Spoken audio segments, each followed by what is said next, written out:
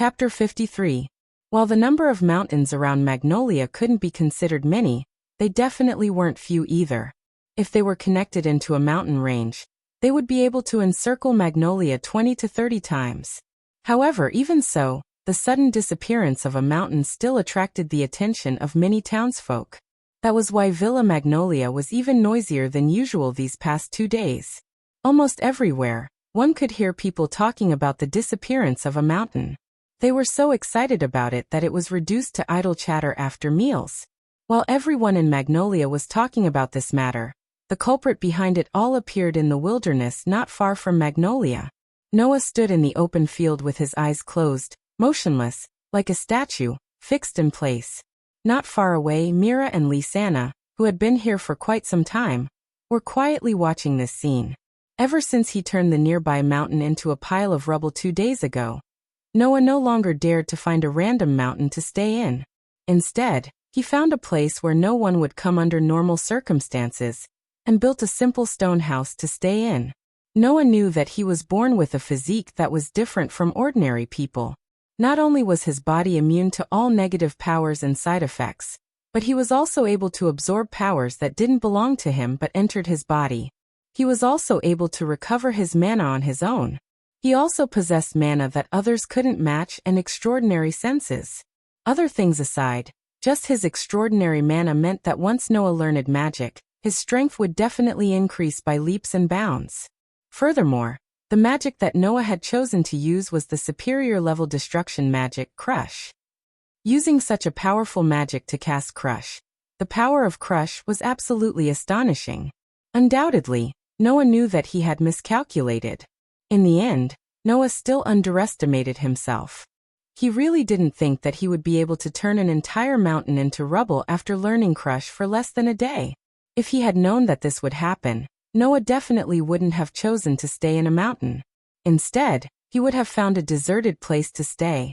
Of course, even if this was the case, Noah's path to learning magic could not be said to be peaceful. If someone happened to pass by here, they would definitely be shocked. Because in this extremely vast and uninhabited wilderness, on the ground, there were many deep pits of various sizes.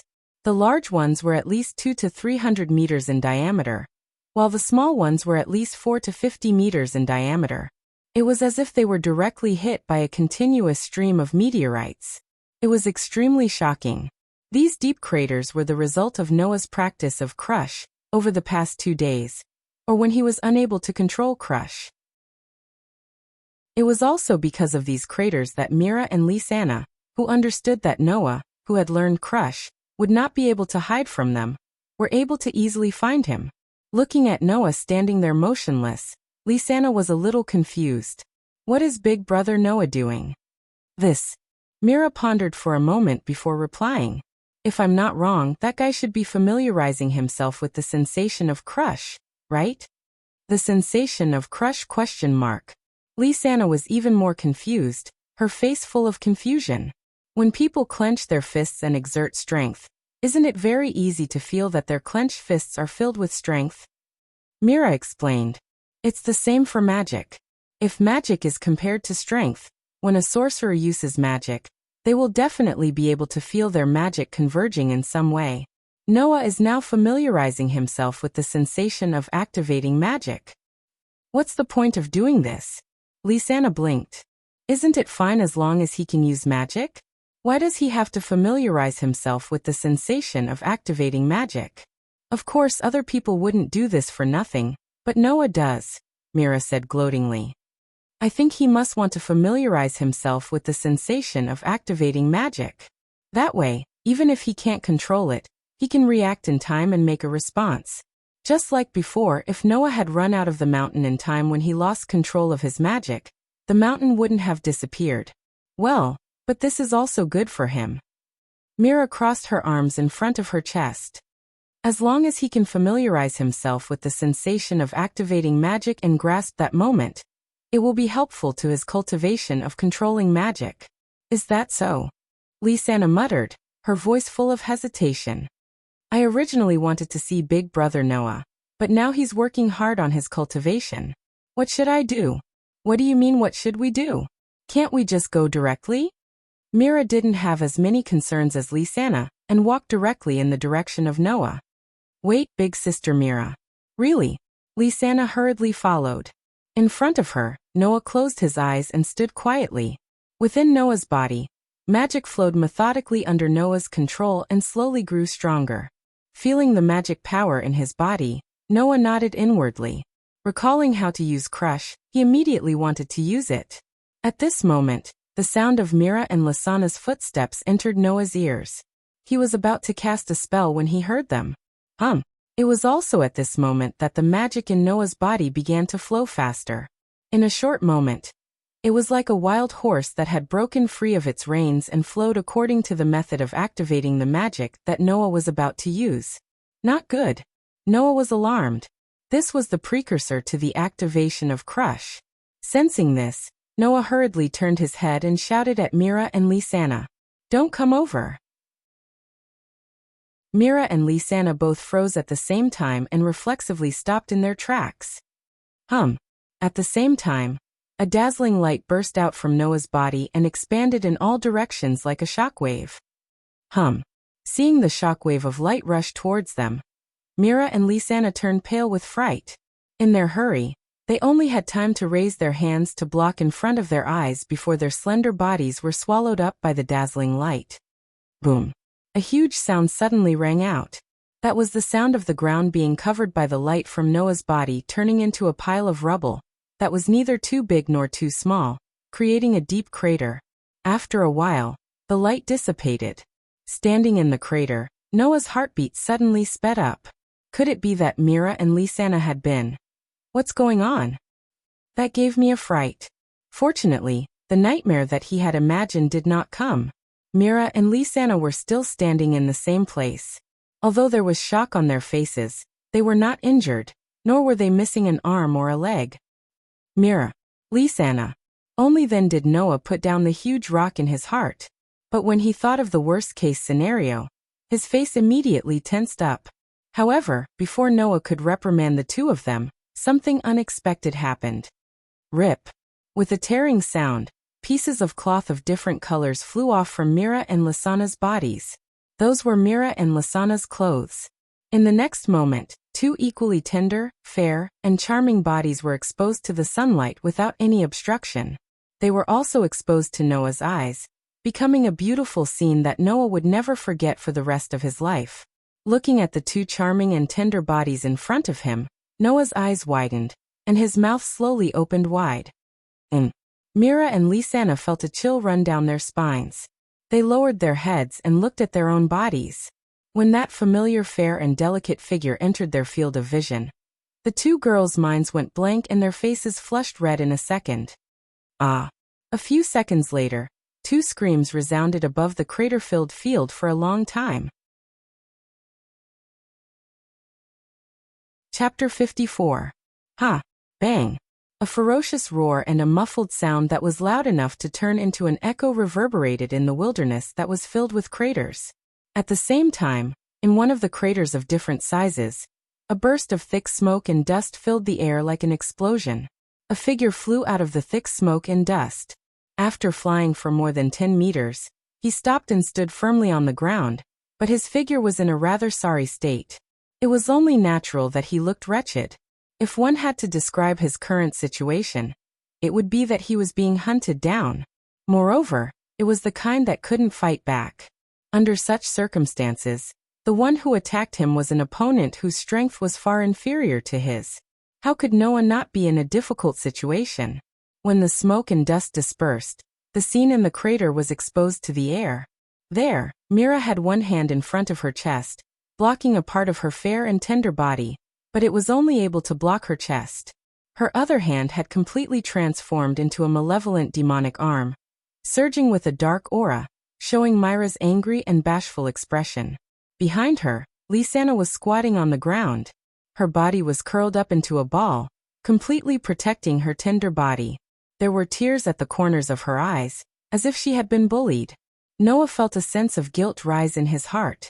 Seeing that Mira was about to charge over again, Noah hurriedly shouted, "Wait! Wait! What? What are you doing?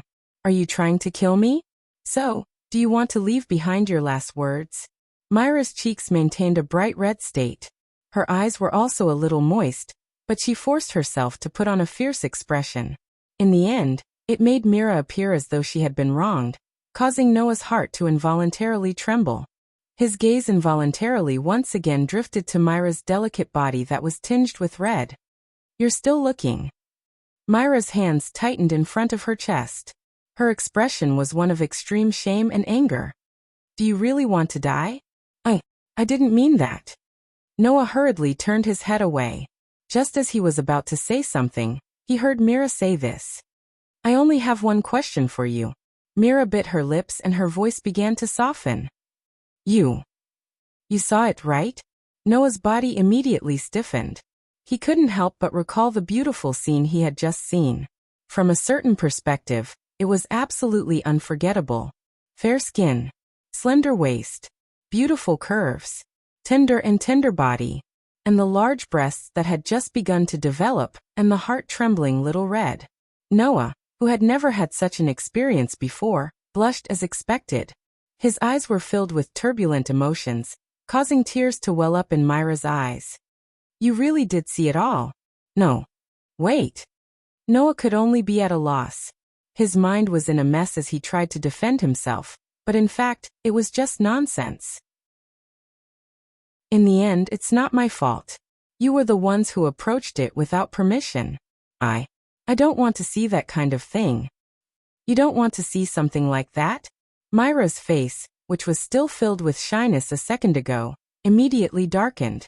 The shyness in her heart had all turned into anger. Since that's the case, then go to hell. Wait. Looking at the scene of Mira raising her hand that had turned into a demonic arm and rushing towards him, Noah could only dodge in a panic.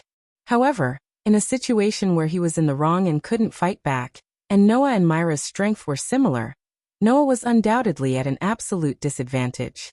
He could only be described as pathetic when he tried to dodge. Fortunately, Myra's seemingly violent attacks didn't seem to carry much killing intent. She was just waving her hands randomly. Although she forced Noah into a sorry state, it didn't pose much of a threat. However, for Noah, the process was rather torturous. It wasn't that Noah was afraid of being attacked by Mira. It was just that Mira was completely naked, and even the slightest movement would reveal a lot of her fair skin. Not to mention, Mira was only using one hand to block in front of Noah. Her actions were frantic as she chased after Noah. Basically, she was continuously taking advantage of him. In other words, Noah could be said to be in pain and pleasure at the same time. On the other hand, Lisanna, who had been crouching on the ground, was the first to notice this. She hurriedly shouted at Mira. Sister Mira. Your body. Mira, who was about to give Noah a head-on attack, finally realized that she was in trouble. She hurriedly retracted her hand and covered her upper body and lower body. No. I hate you. Hearing that, Noah could only turn his head away and try his best not to look at Mira and Lisanna. His face was full of distress. I really didn't do it on purpose. After the commotion, Mira picked up her and Lisanna's clothes that had been reduced to shreds.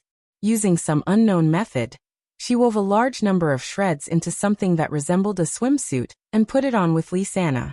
At this moment, Strauss's white-haired sisters were staring at Noah with gazes that seemed to be able to pierce through people.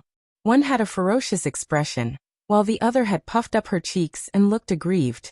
This made Noah, who was standing in front of Mira and Lisanna, feel as if he was sitting on pins and needles. To be honest, ever since he lost control of his emotions due to his mana, Noah had become very good at controlling his emotions. However, even with that being the case, Noah was still helpless in the face of such a situation. After all, this was the first time Noah had encountered something like this. Therefore, this was also the first time Noah had put himself in such a difficult position. Brother Noah, Lisanna said sternly after a while. Is there anything else you want to explain? I only want to say that everything was an accident. Noah concluded with a single sentence, trying his best to explain himself. But I really did see it. If you want to blame me, I have nothing to say. What did you really see? Don't you know how to cover it up? Mira felt embarrassed and grimaced. In any case, if you dare tell a fourth person about what happened today, Noah, you know the consequences. As she spoke, Mira ticked her fingers. This action didn't make Noah feel threatened in the slightest, but he didn't know whether to laugh or cry. He could only raise his hands and surrender. All right, don't worry. I'll quickly forget about what happened today. Forget. What surprised Noah was that not only did Mira and Lasana's expressions not ease up, they even seemed a little angry. This made Noah feel a little uneasy. What? Did I say something wrong? Brother Noah, Lisana said in a reproachful manner. Forget about what happened because of an accident. That's an irresponsible way of saying it. You're exaggerating, right? Noah laughed awkwardly. Umph. Mira snorted coldly and turned her head away. She looked even angrier than when Noah had seen her naked body. This made Noah feel very conflicted. Can't I forget? Girls are really hard to please. Lisana took advantage of this time to sneak to Noah's side and whisper something that almost made Noah fall over. If that's the case, brother Noah, you'll have to make me your bride in the future. Bride? Noah raised his voice to the point where it could be heard as an echo. New bride? When Mira heard Noah call her that, she was stunned for a moment before her entire face turned fiery red. She stuttered. What bride? You just want to see my naked body and you want me to be your bride? You. Don't be too naive. I won't be fooled. Looking at Myra's stuttering and flustered appearance, Noah could only smile bitterly. Lisana, on the other hand, laughed mischievously and continued to whisper in Noah's ear. You can't forget what I said, brother. Noah. Brother. This sentence made the bitter smile on Noah's face become even more pronounced. Chapter 55. Like the surface of the moon, Noah quietly stood in the wilderness with his eyes closed. Like a stone statue, he did not move. At a certain moment, Noah's body suddenly trembled. Traces of magic rose from every part of his body like leaking air, turning into a stream of air that gradually grew stronger. A trace of redness appeared on Noah's face. His body also tensed up. Both his fists were tightly clenched, as if he was enduring something. Even though his body was constantly trembling, he did not open his eyes and endured. Until 10 minutes later, the magic leaking from Noah's body had completely turned into a turbulent flow, wrapping around Noah's body, causing the air around Noah to tremble. Just like that, after another 10 minutes, Noah finally couldn't control the mana that was surging in his body, causing it to expand out of his body like a storm. Dong. Amidst a loud sound, the violent impact blew out in all directions with Noah as the center. It swept through the surrounding wisps of air, and every inch of the land. Pung. With Noah as the center, the ground within 100 meters of him collapsed without warning, as if it had suddenly been completely cut open, turning into pieces of gravel. Some flew into the sky, some fell to the ground, stirring up countless clouds of dust that spread in all directions. This scene lasted for a long time. Sigh. After everything calmed down, Noah opened his eyes, looked at the newly formed large holes around him, and sighed. When will I be able to completely control the superior grade destruction magic crush? The negativity only lasted for a while. After a while, Noah pulled himself together. Even Gildas was not able to completely control it. How can it be that easy for me to control it in just 5 days? Not to mention, I have only just learned how to use crush. I still need to continuously practice, cultivate, and strengthen myself. Learning how to use magic did not mean that one had succeeded. Being able to use a magic shooter's magic was one thing, but in the days to come, one still needed to constantly practice. After all, magic that had just been learned was undoubtedly the weakest. Only by continuously strengthening one's magic and being proficient in using one's magic could one make magic more powerful. Take Gildas for example. When he first learned crush, he certainly could not be like Noah, who could crush a mountain when he lost control. At the very beginning, being able to crush rocks was already a very good result. Noah was the same. Now Noah had only just learned how to use crush. Although the power of crush was so strong because of his powerful magic, it was still just the beginning. Needless to say, the superior grade destruction spell, Shatter, could not only shatter rocks and the like. When trained to the highest level, even magic spells could be shattered, and even human bodies could be directly shattered, burying the opponent in an instant. This was the terrifying aspect of the superior grade destruction magic, Crush. Noah was now only relying on his powerful magic to use Crush. It could destroy the ground, mountains, buildings, and so on, but if he wanted to reach the realm of being able to crush magic and even a person in an instant, it was still too early. However, if I can't even control it to this extent, when I practice Crush, won't it be even more difficult to control it? Noah closed his eyes again. I have to perfect control of this stage of Crush as soon as possible. Most importantly, Noah did not want to use his Crush on something like tearing up clothes. Thanks to the incident of him tearing up Myra's and Lysana's clothes 3 days ago, now, even if Mira and Lysana came to see him, they would not come within 5 meters of him. Moreover, once there was any sign of trouble, they would immediately run away, which was quite a blow to Noah. He was not a gentleman. Could it be that he would take the initiative to tear up their clothes? Thinking of this, Noah once again made up his mind. I have to perfect control of this stage of Crush as soon as possible. However, just as he finished speaking, not far away, a wave of chaotic shouts rang out. No. Noah opened his eyes, turned his head, and looked in the direction of the sound. He saw Mira, Lysana, Alusha, Naz, Gray, and the rest running in his direction. Even Karna and Elfman came, their faces filled with shock, which made Noah curious. What was going on?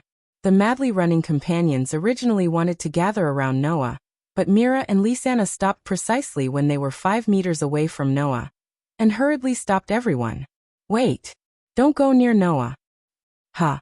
The group of companions all stopped in their tracks, looking at Mira and Lysana with puzzled expressions. It's too dangerous, Mira said directly, and shot a disdainful glance at Noah. This person hasn't completely learned how to control Crush. It's too dangerous to go near him. The group of companions suddenly understood.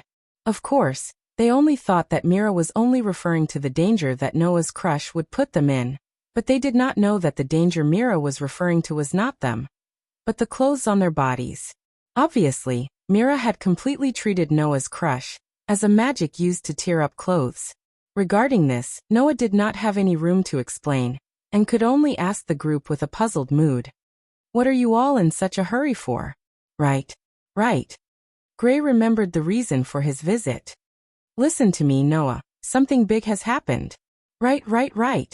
Naz and Elfman both jumped up and down, looking especially agitated. Laxus. Hearing this somewhat unexpected name, Noah frowned, and turned his gaze towards Alusha's direction. Actually, 5 days ago, after you came out to train, the guild leader announced something in the guild. Alusha tacitly understood the doubts in Noah's heart, and nodded her head to answer. Just 5 days ago, the guild leader announced the start of this year's S-Rank Magic Shooter Advancement Test. S-Rank Magic Shooter Advancement Test? Noah stared blankly there. S-Rank Magic Shooter Advancement Test. Just like the literal meaning of the name. It was a test that was held internally by the guild, and only targeted at the members of the guild. Moreover, only magic shooters approved by the guild leader had the qualifications to participate. If one passed the S-Rank Magic Shooter Advancement Test, then the magic shooter would be promoted to an S-Rank Magic Shooter, and would have the qualifications to accept the extremely difficult missions on the second floor of the Fairy Tale Guild. Noah really did not expect that on the day he left the guild, the Fairy Tale would hold an S-Rank Magic Shooter Advancement Test. It was really too coincidental. At this time, Noah suddenly remembered. Just now, Naz and the others seemed to have mentioned Laxus, right? At this time they mentioned the S-Rank Magic Shooter Advancement Test, and also mentioned Laxus. Could it be? Noah's gaze became slightly serious. Every year, only one person can pass the S-Rank Magic Shooter Advancement Test, otherwise there would not be a single person. Could it be that the person who passed this year's S-Rank Magic Shooter Advancement Test is... Mira and Alusha looked at each other and nodded, proving Noah's conjecture to be correct. The person who passed this year is Laxus. Noah was silent. Laxus. This brother in name, who hated the weak and only acknowledged the strong, had finally become an S-rank magic shooter? A 17-year-old S-rank magic shooter. Should it be said, as expected of him? Noah. Knowing that the relationship between Noah and Laxus was somewhat tense, Mira, Lisanna, Elusha, and the others looked at Noah with some worry. Noah faintly smiled and raised his head to look at the sky, the expression in his eyes beginning to soar. Losing to anyone is fine, but I absolutely cannot lose to him. Chapter 56. The wind blew quietly from the distant horizon, adding a hint of coolness to the air. Magnolia was still standing in the middle of the forest and mountains. From time to time, the shouts of the townsfolk could be heard. Nothing had changed. It was still as lively as before. Now that it was autumn, the temperature of Magnolia had dropped a lot, causing the town to feel a little chilly. Of course, if there wasn't a trace of wind, the humid weather would still make people feel suffocated. Rustle, rustle. In a forest outside of Magnolia, which was even hotter, the faint sound of leaves rustling could be heard from a certain corner. The rustling sound grew louder and louder, as if something was approaching. Whoosh! In the next second, a figure suddenly appeared in the forest. It was running at an extremely high speed, accompanied by a subtle sound of breaking air. It was a young man of about 17 years old, barefoot and bare-chested, wearing only shorts. At this moment, the young man was holding up a boulder that was several times larger than his entire body. His speed was even faster than that of a cheetah as he trampled on the ground of the mountain forest. While causing the earth to tremble, he ran madly through the mountain forest, nimbly avoiding the trees and obstacles that came his way as he continued to run. Whoosh! After a long while, the young man finally stopped his footsteps and casually threw the huge rock that was raised above his head to the side. Dong! The boulder crashed to the side, crushing the surrounding branches and grass. It also smashed a hole in the ground, stirring up some smoke and dust. After doing all this, the young man raised his head and looked at the sky. His face was no longer young and was starting to mature. His eyes were so deep that they seemed to be able to suck people in under the sunlight. This was a face that had taken 4 whole years to grow. Time flew. In the blink of an eye, for years had passed. Noah, who was already 17 years old, had not only grown in height and appearance, but he had also grown in strength that no one knew the limits of except for him.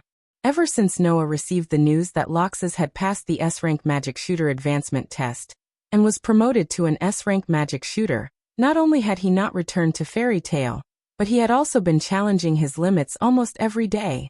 In these 4 years, Noah had not only been training his magic, physical ability, swordsmanship, fighting ability, mana control, even the flexibility, acuity, reflexes, senses, and other aspects of the body were constantly trained to challenge the limits of their limits. It was not an exaggeration to say that Noah's strength had undergone a drastic change compared to 4 years ago.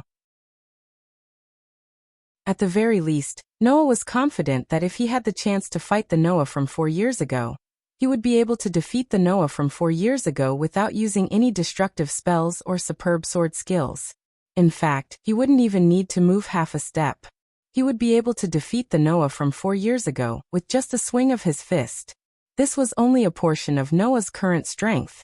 As for magic, glancing at the boulder beside him, Noah reached out his hand and lightly pressed on it. He then lifted his feet and walked forward, his figure gradually disappearing into the forest. Wang. After Noah's figure disappeared into the forest, the boulder that was several times bigger than Noah's body suddenly flashed with light. Along the cracks, the entire boulder seemed to be lined up neatly in a grid. Then pong. In the midst of the muffled sound, along the neatly arranged lines, the boulder seemed to have exploded, turning into neat cubes that fell to the ground, once again stirring up a lot of smoke and dust. In the past 4 years, although Noah had been cultivating, he did not have a fixed place. Sometimes it was a mountain. Sometimes it was a lake. Sometimes it was a river. Sometimes it was a forest. Sometimes it was a deep valley or an abyss. Just like that, Noah continued his cultivation as he wandered in various peaceful environments and dangerous places without a fixed residence. However, even if the place was different, Noah had never left the range where he could see Magnolia. Even if he went deep into the dangerous forest and fought with all kinds of monsters to hone his combat experience, Noah would find a high place every day to take a look at Magnolia and take a look at the fairy's tale. Also, because he did not go too far from Magnolia, in the past 4 years, Mira, Lisanna, and Alusha could find traces of Noah from time to time. Sometimes it was a group. Sometimes it was an individual. Sometimes it was a group. Sometimes it was only 2 or 3 people.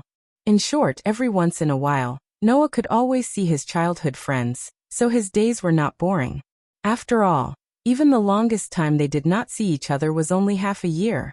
Of course, the shortest time they did not see each other was more than 2 or 3 months. From time to time he would gather with his childhood friends, play around and have fun. Each time did not exceed a day. Other than that, there was only training, training and training.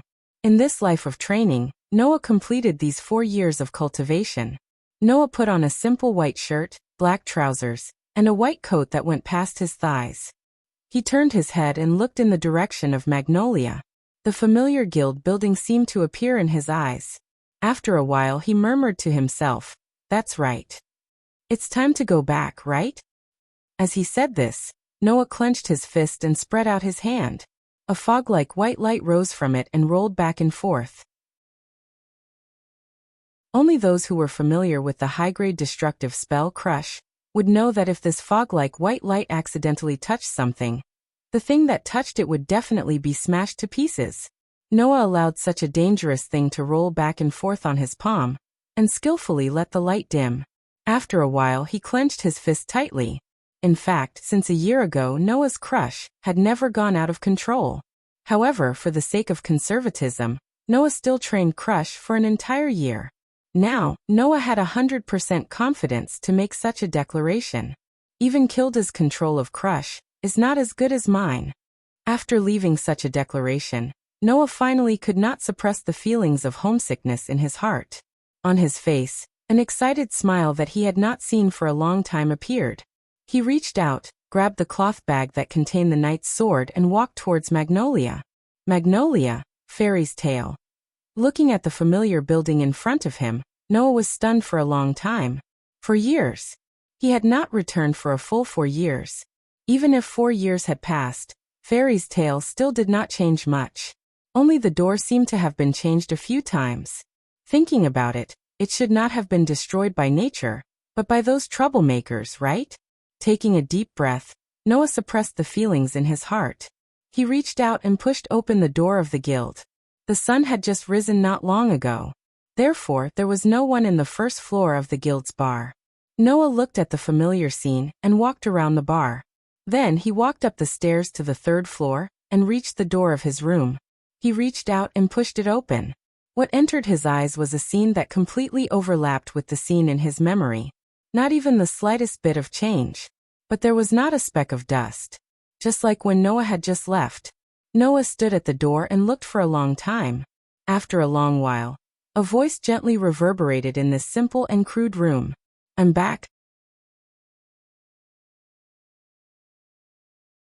Chapter 57. Who? The moment he opened the window, a cool breeze blew into Noah's face, blowing the bangs in front of Noah's forehead. Noah took a deep breath of fresh air, feeling very comfortable, and his heart seemed to have melted. For years had passed. He had finally returned to this place. Did he miss it? Perhaps there was. However, Noah was more moved. Undoubtedly, he had not been back for 4 years. The decoration of Noah's room was exactly the same as when he had just left. There was not even a speck of dust. Even the clothes in the wardrobe that belonged to 4 years ago and could not be worn now were still arranged properly. What did this mean? It meant that even if Noah was not in fairy tale for 4 years, there was still someone who came to clean his room almost every day, but did not touch his things without permission. Everything was maintained exactly the same as when he had left. Knowing this, how could Noah not be moved? Of course, Noah could guess who had been cleaning his room for more than 4 years. Really, a beautiful figure that he had not seen for a long time appeared in his mind. Noah could not help but have a smile on his face. "I have to thank her properly." Just when Noah was immersed in his memories and feeling moved, a somewhat uncertain and full of disbelief voice echoed behind Noah's back. "No, brother?" Hearing this familiar yet strange voice, Noah almost reflexively turned around and looked behind him. There, an extremely beautiful girl was standing there.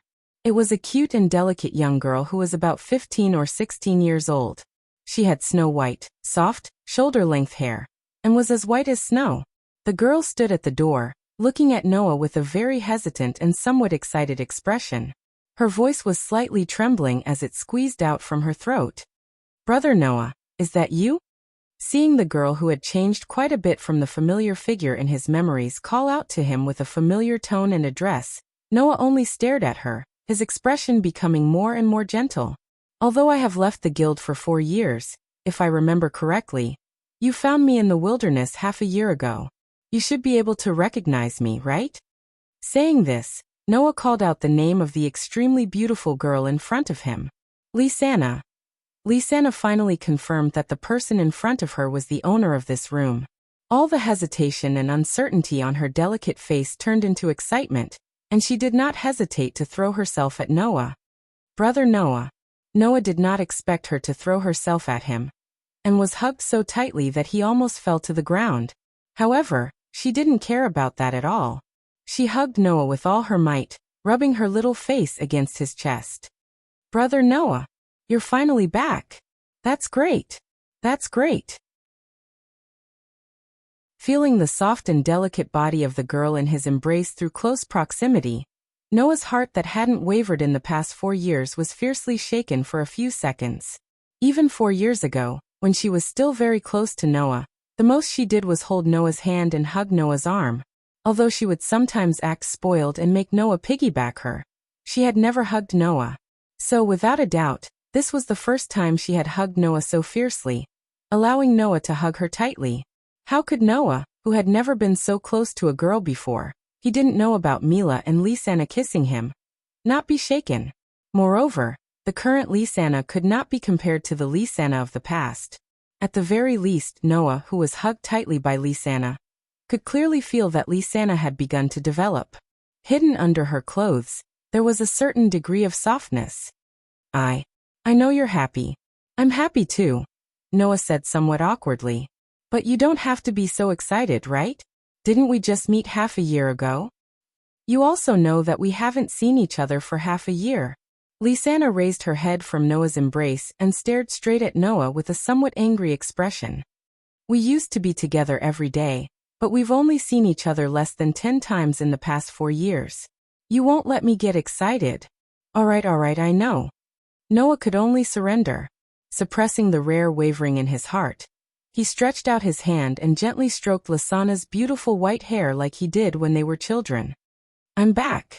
Welcome back." Lisanna smiled happily and buried her face in Noah's embrace once more. "It really is Big Brother Noah's scent. I miss it so much. So you even remember my scent?" Noah didn't know whether to laugh or cry as he gently pushed the dissatisfied Lisanna away and looked around his clean room. "Lass, you've been cleaning my room for the past 4 years, right?" "Yes." Lisanna didn't hide it and nodded. When Big Brother Noah wasn't around, Big Sister Alusha didn't stay in the guild often, and went out to work. Big Brother Elfie was playing with Naz and Gray, and Big Sister Alusha either went out to work like Big Sister Alusha, or went to the forest to train. I was the only one who was bored, so I came to clean when I had nothing to do to pass the time. "I see." Noah looked at Lisanna, who still refused to let go of him, and sized her up. "You've changed a lot too. Is that so?" Lisanna smiled a little embarrassedly, but she didn't shift her gaze away and continued to stare at Noah. "Have I become more feminine than before?" "You're still the same as before. You're so mischievous." Noah couldn't help but knock her on the head. When she clutched her head and cried out, he broke free from her embrace and walked out of the room. Let's go. Let's go say hi to everyone." "Wait, Big Brother Noah." Lisanna hurriedly chased after him and walked out of the room with Noah, heading towards the bar on the first floor. Just as he arrived at the bar on the first floor, Noah heard the noise that he hadn't heard in a long time. Standing at the top of the stairs, Noah looked at the members of the guild who were laughing and chatting in groups of twos and threes, and a sense of belonging rose in his heart. As expected, Fairy Tale was still the best. Everyone. Lysana was already shouting at everyone in the guild. Quick, look who's back. Hearing that, everyone in the guild stopped what they were doing and looked towards the stairs. When they saw the smiling youth standing beside Lysana, everyone's eyes widened. Some of the old guild members who had been in Fairy Tale for years ago had their mouths wide open in shock. Some were rubbing their eyes as if they were worried that they had recognized the wrong person. As for the rookies who had joined Fairy Tale in the past 4 years, they looked at the seniors around them with blank expressions. The noisy guild fell silent in about 10 seconds. 10 seconds later. Noah? That's Noah, right? It's Noah. Noah's back. Noah's back. The veteran members who knew Noah all cheered. Noah? Who's Noah? The newcomers who didn't know Noah all looked at each other. Noah. In the next moment, a youth around the same age as Lysana with cherry-colored hair and a scarf around his neck rushed out from the crowd. He raised his flaming fist and rushed towards Noah excitedly. Let's have a showdown.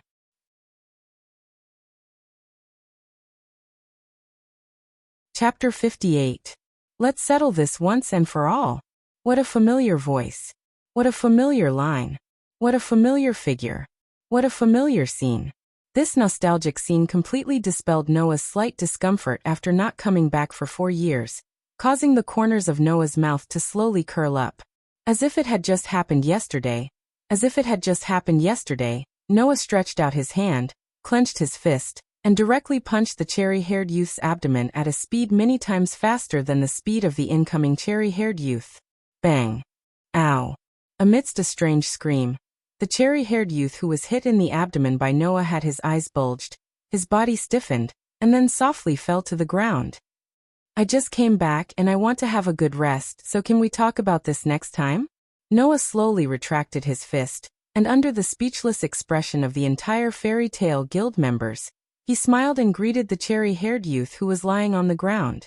Long time no see. Naz. Naz, who had grown a lot taller, and even his face had matured a lot, had the usual hearty smile on his face. He shouted excitedly while holding his painful abdomen. Sure enough, it's the same as before, so strong that it's exciting. Noah smiled slightly, and just as he was about to say something, a small black shadow suddenly descended from the sky and landed beside Naz. Naz, are you okay?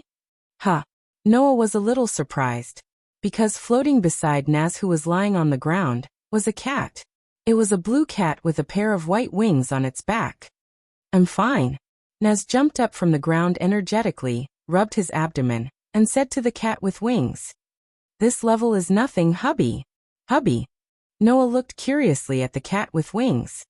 You're called Hubby? Love. The blue kitten named Hubby cried out energetically. Hubby was hatched from an egg that Sling I picked up outside, not long after you left.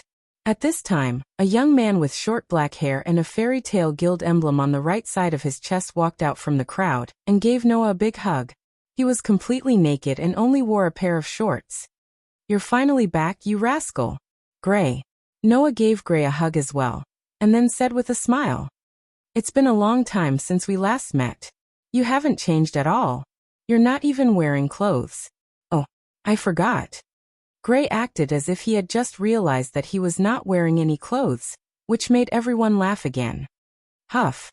Suddenly, a delicate voice sounded, and a figure suddenly appeared behind Noah. She raised her leg and kicked fiercely in the direction of Noah. Before the delicate voice sounded, Noah felt an aura behind him. Then it turned into a whip shadow and whipped towards Noah. The chaotic wind brought by the attack also blew towards Noah's back. Noah still had a smile on his face, as if he didn't feel anything. His body seemed to be very slow, but in fact it was very fast, and he slightly stepped aside. The fierce kick mixed with the sharp wind brushed past Noah's side, and kicked past the position where Noah was originally at. Huff. At the same time, another delicate voice sounded, and another figure appeared on the other side of Noah without warning. A dazzling light flashed in her hand, and a knight's sword emerged. She held it tightly, and with a more fierce attack than the kick that just attacked Noah, She mercilessly chopped towards Noah. Ding! This time, Noah didn't even try to dodge. He directly stretched out a hand, and when the knight's sword was less than 10 centimeters away from his face, he used 2 fingers to catch the sharp blade of the sword and neutralize the attack. It was complicated to describe, but in fact, in the eyes of the guild members of Fairy Tale, they only heard 2 delicate voices in less than a second. Then, Noah moved half a step, and a leg stretched out from the right side of his body. A sharp knight's sword appeared on the left side of his body, and it was about to chop Noah's head, but it was caught by Noah's 2 fingers in front of his face. Then, 2 figures appeared behind Noah. When they saw this scene clearly and understood what had just happened, the full appearance of the 2 figures behind Noah who had attacked him was also imprinted in everyone's eyes. Everyone's mouths were wide open. As for Noah, at this moment his expression revealed some helplessness. Is this how you welcome me? The 2 figures that launched the swift kick and the sharp slash at the same time retracted their attacks, and with a leap, they appeared in front of Noah. They were 2 girls who were about the same age as Noah. They were also about 17 years old. On the left was a young girl with waist-length hair tied into a long white ponytail with a bow-like hairband. She was wearing a black vest that could only cover her huge breasts, exposing her navel and back, and a black short skirt that reached her roots. She was wearing black stockings. On the right was a girl with long red hair that reached her waist. She wore silver armor and a blue pleated skirt, and she held a knight's sword in her hand. She had the heroic spirit of a Valkyrie. Both of these girls were very familiar with Noah, but they had changed. However, just like Lisanna, they had all undergone their own changes. They were no longer little girls, but true mature women. They were Mira and Alusha. You bastard! Even though she had grown into a charming girl in all aspects, Myra's tone was still the same as before. Not only was she nasty, but she was also very fierce. Her eyes were filled with killing intent as she glared at Noah. Do you still know how to come back? Undoubtedly, she said this with a fierce tone, but her words sounded like a wife blaming her husband for fooling around outside. In contrast to Mira, Alusha simply put away her sword with a faint smile on her face. She looked at Noah and nodded. It's really been a long time. You've changed a lot. You've changed a lot as well, Noah said in a very emotional tone, especially when he inadvertently caught a glimpse of Myra's small vest that could not hide all of her fullness. You've changed so much that I almost couldn't recognize you. Noah, don't forget about us. Beside the table, a dark-skinned, burly, white-haired man in a high school uniform stood up and smiled at Noah.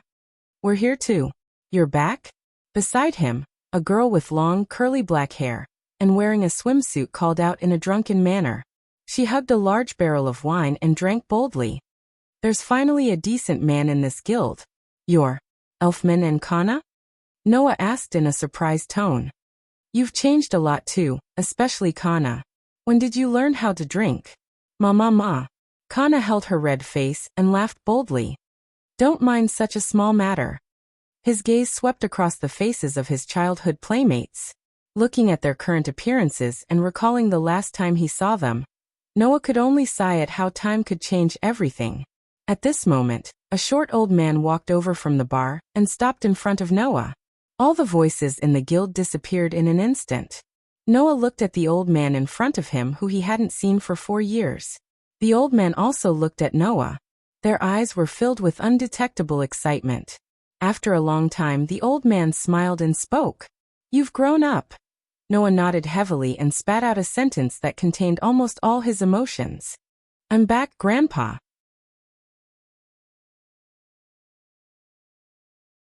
Chapter 59. Night. Following the memories that remained in his mind, Noah walked along a small path in Magnolia Forest. After walking for about 10 minutes, he arrived at the bank of the river. Even in the incomparably dark night, the river still flowed as quietly as it did 4 years ago. The faint but clear sound of flowing water echoed in Noah's ears, miraculously calming his heart. Standing by the bank, Noah quietly looked at the familiar river before him. What flashed in his mind was the time when he trained his mana control and swordsmanship here, as well as the time when he trained around Magnolia. As mentioned earlier, Noah was very likely to be an anomaly. An anomaly who was born with the appearance and intelligence of a 10-year-old. In other words, Noah, who had just turned 17 this year, had not only lived for 7 years, but he had also spent almost all of those 7 years training himself and strengthening himself. Therefore, to Noah, those 7 years were boring but also very meaningful. That was because while Noah had been training himself, he also had his own family. That was because while Noah had been growing stronger, he also had his own companions. Therefore, even if Noah was given another chance, Noah would still spend those 7 years on the same thing without any regrets. That was something that Noah had never regretted. Immersed in his memories, Noah soon heard 2 or 3 footsteps behind him, pulling him back from his memories. "Ah, it's really here." As the cheerful voice sounded, the 3 girls who had once shared this secret place with Noah appeared on the other side of the forest. Just like in the past, Mira, Lisanna, and Alusha came to Noah's side. "Why are you hiding here by yourself?" Mira crossed her arms as a provocative smile appeared on her face. "Is it because you haven't been back in the guild for too long, so you're shy? There are many newbies who have only joined Fairy Tale in the past 4 years. They're all very curious about you, Big Brother Noah." Lisanna hugged Noah's arm and smiled sweetly. "I told them that Big Brother Noah used to be a powerful archmage like Big Sister Mira and Alusha, but they didn't believe me. Actually, most of them already believed it. They just didn't say it out loud." Alusha chuckled. "After all, many people saw how Noah effortlessly neutralized my attack with Mira and I this morning." Listening to his 3 childhood playmates speak one after another, but the style of their words was still the same as before, Noah smiled knowingly. "It seems that you've all had a good time in the guild these past 4 years. Big Brother Noah, Big Sister Mira and Alusha are no longer the same as they were 4 years ago." Lisanna smiled mysteriously. Then, she said something that made Noah startled. "No matter what, Big Sister Mira and Alusha have already become S-rank archmages." S-rank archmages. This time Noah was really surprised. He looked at Mira and Alusha in astonishment. "You passed the S-rank archmage advancement test?" "About 2 years after you left, I was selected by the chairman to take part in that year's S-rank archmage advancement test," Alusha said with some nostalgia. "Many things happened in between, and there were times when I almost gave up. But in the end, I persevered and passed that year's S-rank archmage advancement test, obtaining the qualifications to be promoted to an S-rank archmage. Although I wasn't willing, I passed the S-rank archmage advancement test a year after she became an S-rank archmage." Myra's face was full of displeasure. "In other words, I became an S-rank archmage a year ago. That year, when the 15-year-old Alusha passed the S-rank archmage advancement test and became an S-rank archmage, it caused quite a commotion.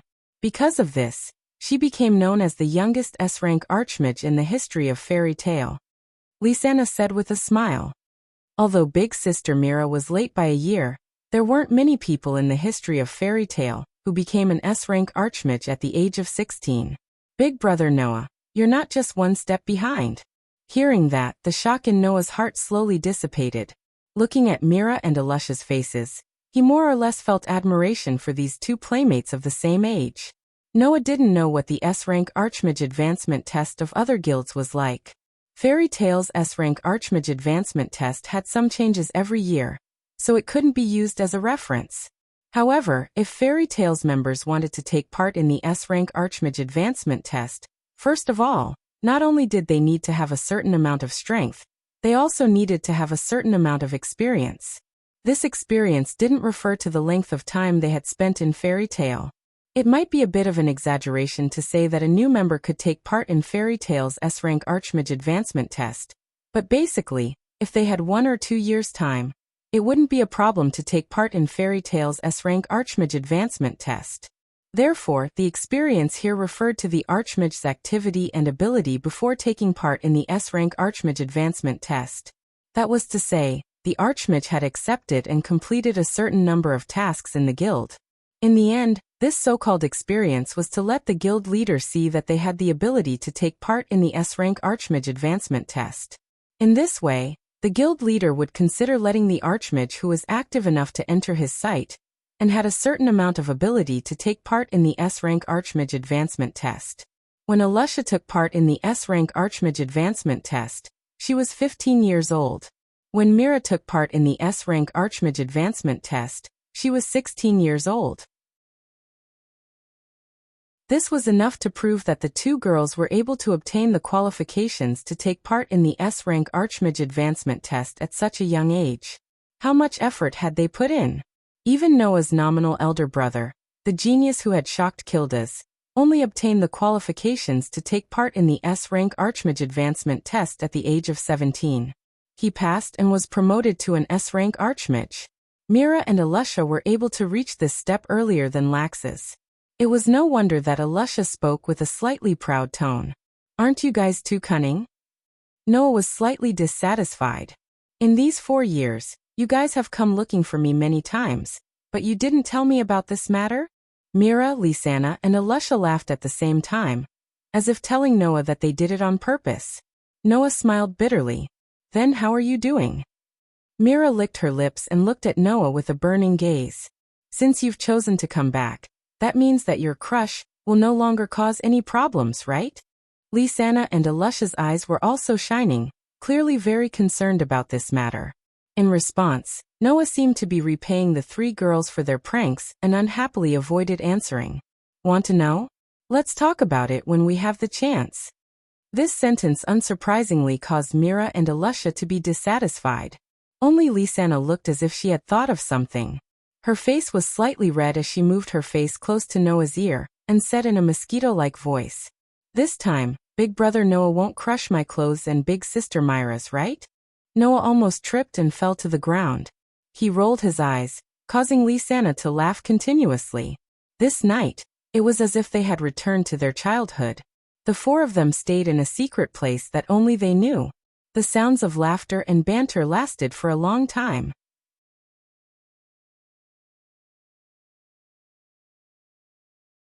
Chapter 60. Bye-bye. Big Brother Noah. Don't go to bed too late and not wake up tomorrow. See you tomorrow. After saying their goodbyes, Mira, Lisanna, and Alusha noisily walked in the direction of the Fairy Tale Guild, leaving only their backs to Noah. Looking at Mira, Lisanna, and Alusha's silhouettes gradually fading away in the darkness, Noah couldn't help but feel that his 3 childhood playmates had really changed a lot. Of course, the changes Noah was referring to weren't the personalities of Mira, Lisanna, and Alusha. In fact, in terms of personality, there were basically no changes to the 3 girls. What had changed the most was their appearance. After 4 years, Mira, Lisanna, and Alusha had become extremely attractive women in all senses of the word. Height, figure, wealth. All these factors had matured to varying degrees in the past 4 years. Compared to their youthful selves, the changes could be said to be earth-shattering. At the age of 15, Lisanna's body hadn't fully matured, but she already had her own unique charm. From time to time, she would reveal her delicate side and attract the attention of others. While Alusha still wore her cold armor all day long, hiding most of her body, making it impossible to truly judge how much she had grown over the years.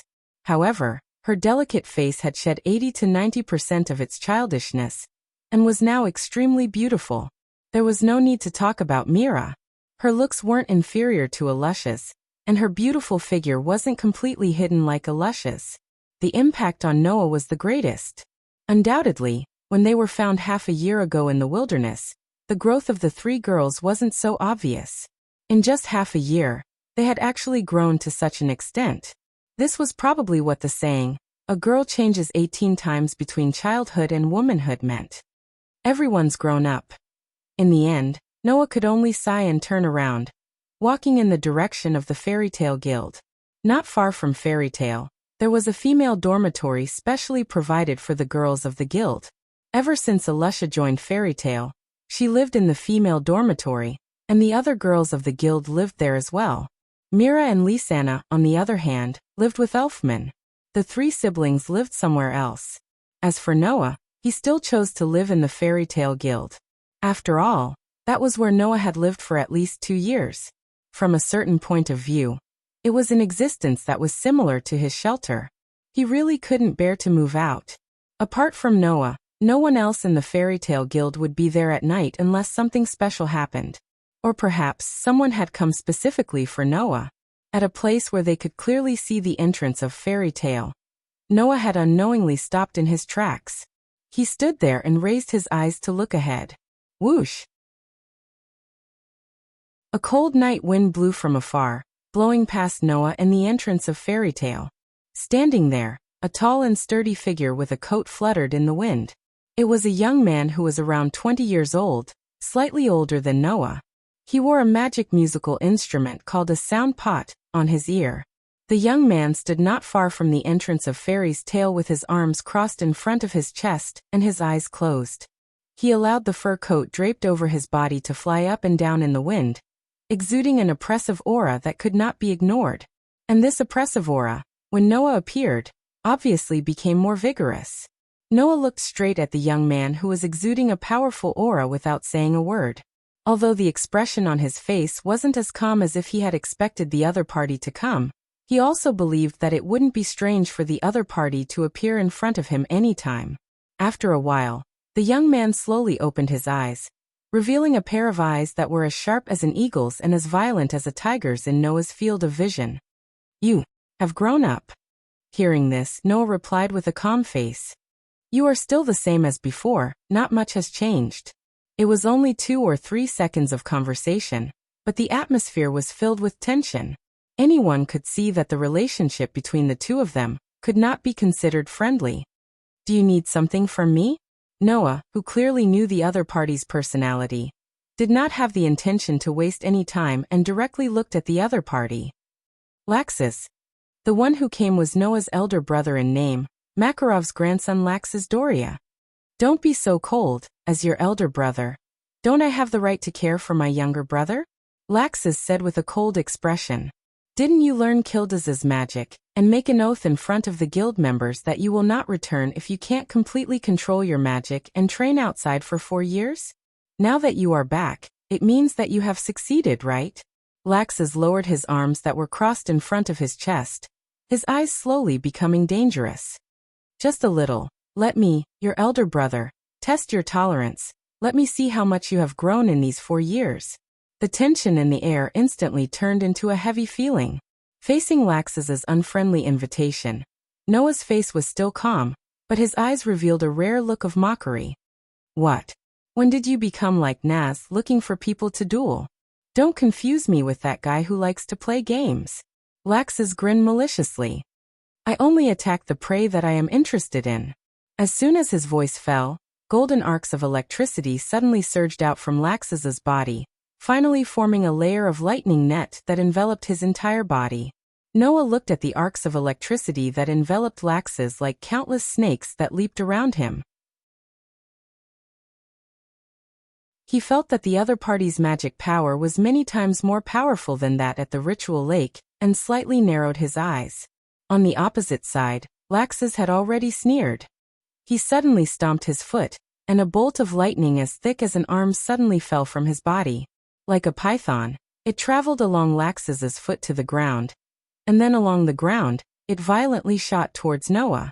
Looking at the snake-like arc of electricity, Noah didn't even raise his eyes, allowing the extraordinary lightning to travel along the ground and touch his body. Bang! However, the moment the snake-like lightning touched Noah's body, it seemed to have been completely cut open. In a muffled sound, it shattered into pieces of extremely intact cubes, and finally, it dissipated into the air. "Oh." Laxus's unruly smile grew wider and wider. "Finally, you're more decent than before? Then, are you satisfied?" Noah more or less seemed to be somewhat impatient. "You should know that I don't like meaningless battles. If you have achieved your goal, then let's stop here." "Stop?" Laxus's gaze turned cold. "Don't joke with me." After saying that, Laxus finally stopped standing still. Magic power surged out from his body, turning into dazzling arcs of electricity that enveloped Laxus's sturdy body. Like a flash of lightning, Laxus's figure directly turned into a bolt of lightning, and in the blink of an eye, appeared in front of Noah amidst the turbulence in the atmosphere. In the next moment, the fist that was surrounded by lightning brought along the sound of wind and thunder as it violently blasted towards Noah's head.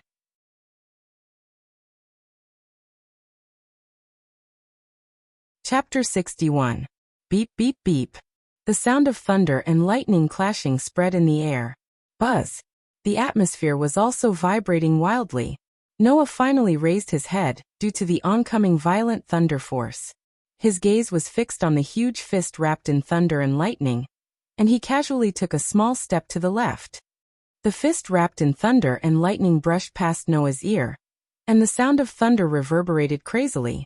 Noah easily dodged the attack, but Laxus laughed wildly. His fist suddenly swung out in a strange angle, and fiercely smashed towards Noah's shoulder below. However, Laxus's fist suddenly froze just as it swung down.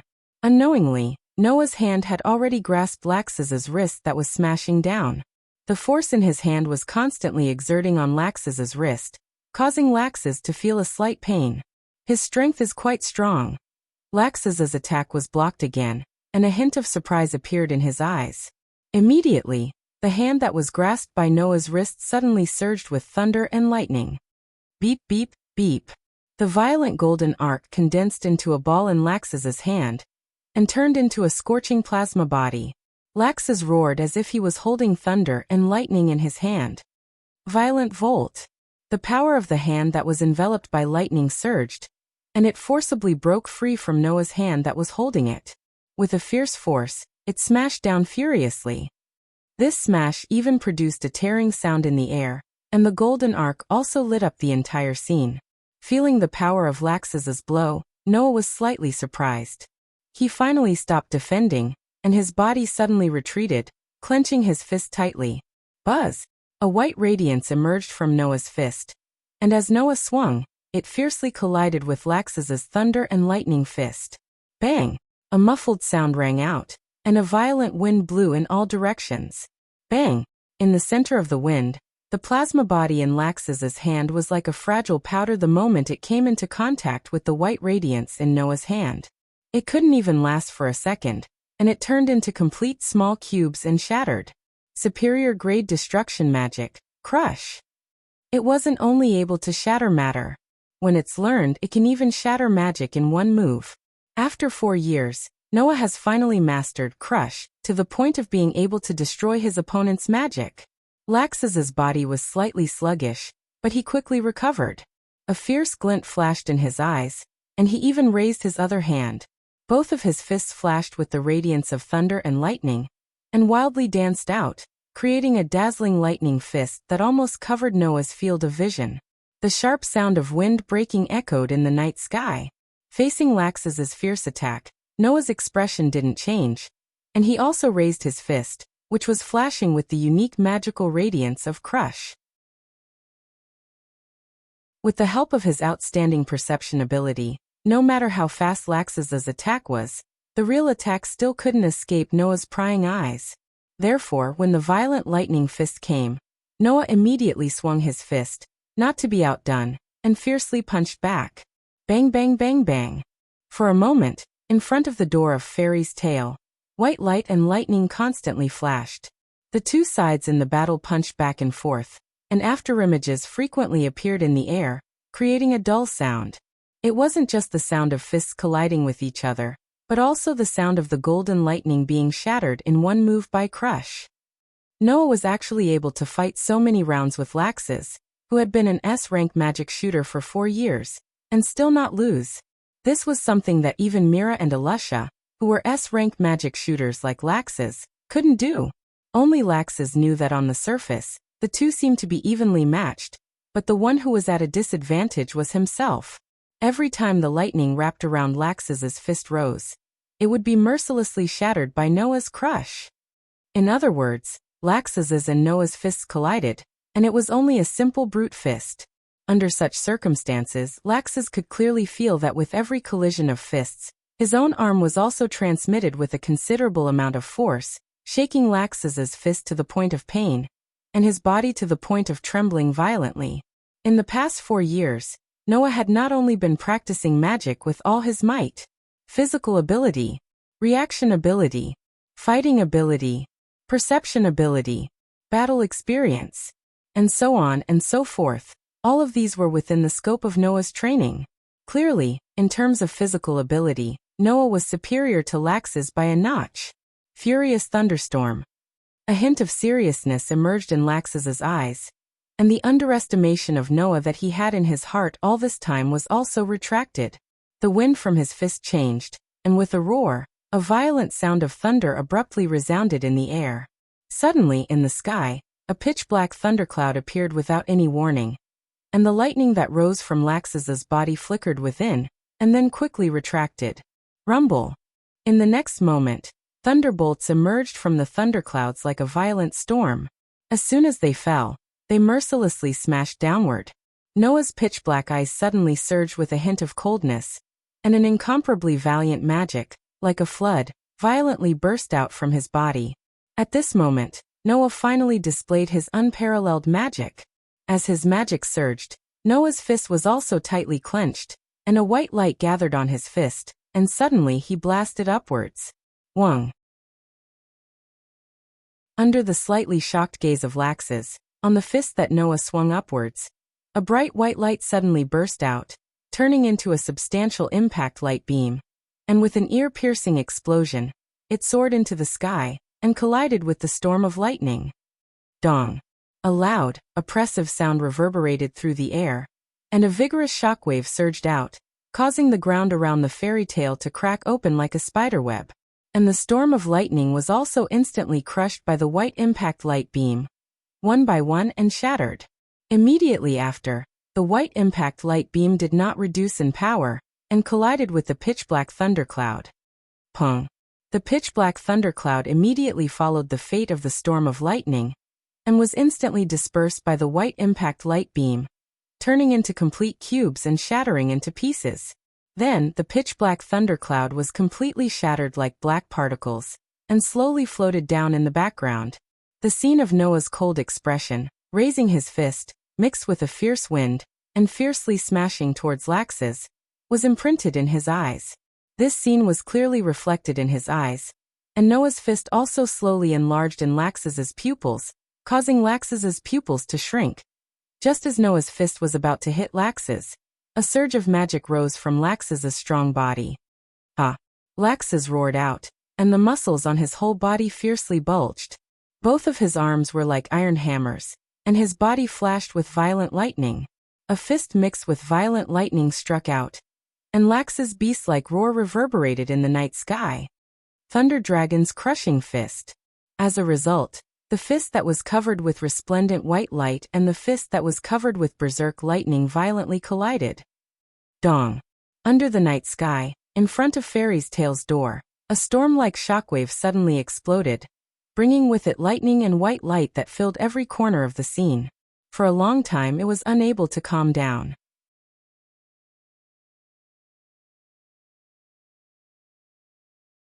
Chapter 62. Whoosh.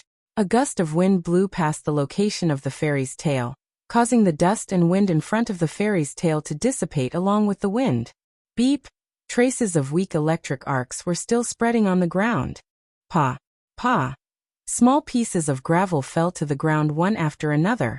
In the middle of the field, Noah and Laxus had already put some distance between each other.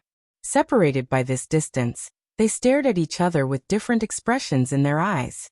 The expression in Laxus's eyes was angry and indifferent. Noah's eyes flashed with a hint of thoughtfulness. Sensing the magical energy rising from Laxus's body bit by bit, as well as the unique magical energy on the golden electric arcs, Noah slowly straightened his body and stared straight ahead as he recalled the magic that Laxus had just cast. You really are a Dragon Slayer Archmage. A Dragon Slayer Archmage. He was a sorcerer who had learned the ancient lost magic specifically used to fight against dragons, Dragon Slayer magic. When he was a child, Noah relied on his extraordinary sensing ability to sense that Laxus's body had a different kind of magic hidden in it. The special magic power that seemed to hide a ferocious beast had always bothered Noah. It wasn't until he met Naz that Noah began to suspect something when he sensed the same kind of magic hidden in Laxus's body. Was Laxus also a Dragon Slayer Archmage? Now this suspicion had finally been confirmed. Lay's Dragon Slayer Archmage. Noah stared at Laxus's face. Why do you know this kind of magic? Naz practiced Fire's Dragon Slayer Archmage. That was because Naz was the son of a dragon adopted by the fire dragon Igunir. Wendy, whom he had met in the forest, practiced Sky's dragon slayer Archmage. However, that was also because Wendy was the daughter of Sky Dragon Grandine. Although Laxus's mother was no longer around, and his father was expelled from the fairy tale by Makarov for some reason, he grew up in the fairy tale. He was truly a child raised by humans. How could he be the son of a dragon? Didn't I tell you not to mix me up with those guys who only know how to play games all day? Laxus said coldly as he raised his arm that was flashing with dragon lightning. Although it's very unpleasant to talk about it, I wasn't as healthy as you guys when I was young. I was very weak. Therefore, my father implanted the dragon magic crystal in my body, which allowed me to use the dragon slayer magic, allowing me to become a dragon slayer magic shooter, and possess this power. Magic crystals. It was a type of crystal that could be used to store magic, and could also be used to store certain types of magic. It was an extremely convenient item that could be used as a magic tool with various effects. The dragon magic crystal that Laxus was talking about should be a special crystal that stored the magic and magic of a dragon, allowing the user to directly possess the dragon slayer magic. In other words, Laxus was different from Naz, who was the type of dragon slayer magic shooter that was taught magic by a dragon. He could be considered a new type of dragon slayer magic shooter. So that's how it is. Noah said indifferently. Extraordinary talent coupled with the magic and magic of a dragon. Is this how you became so strong?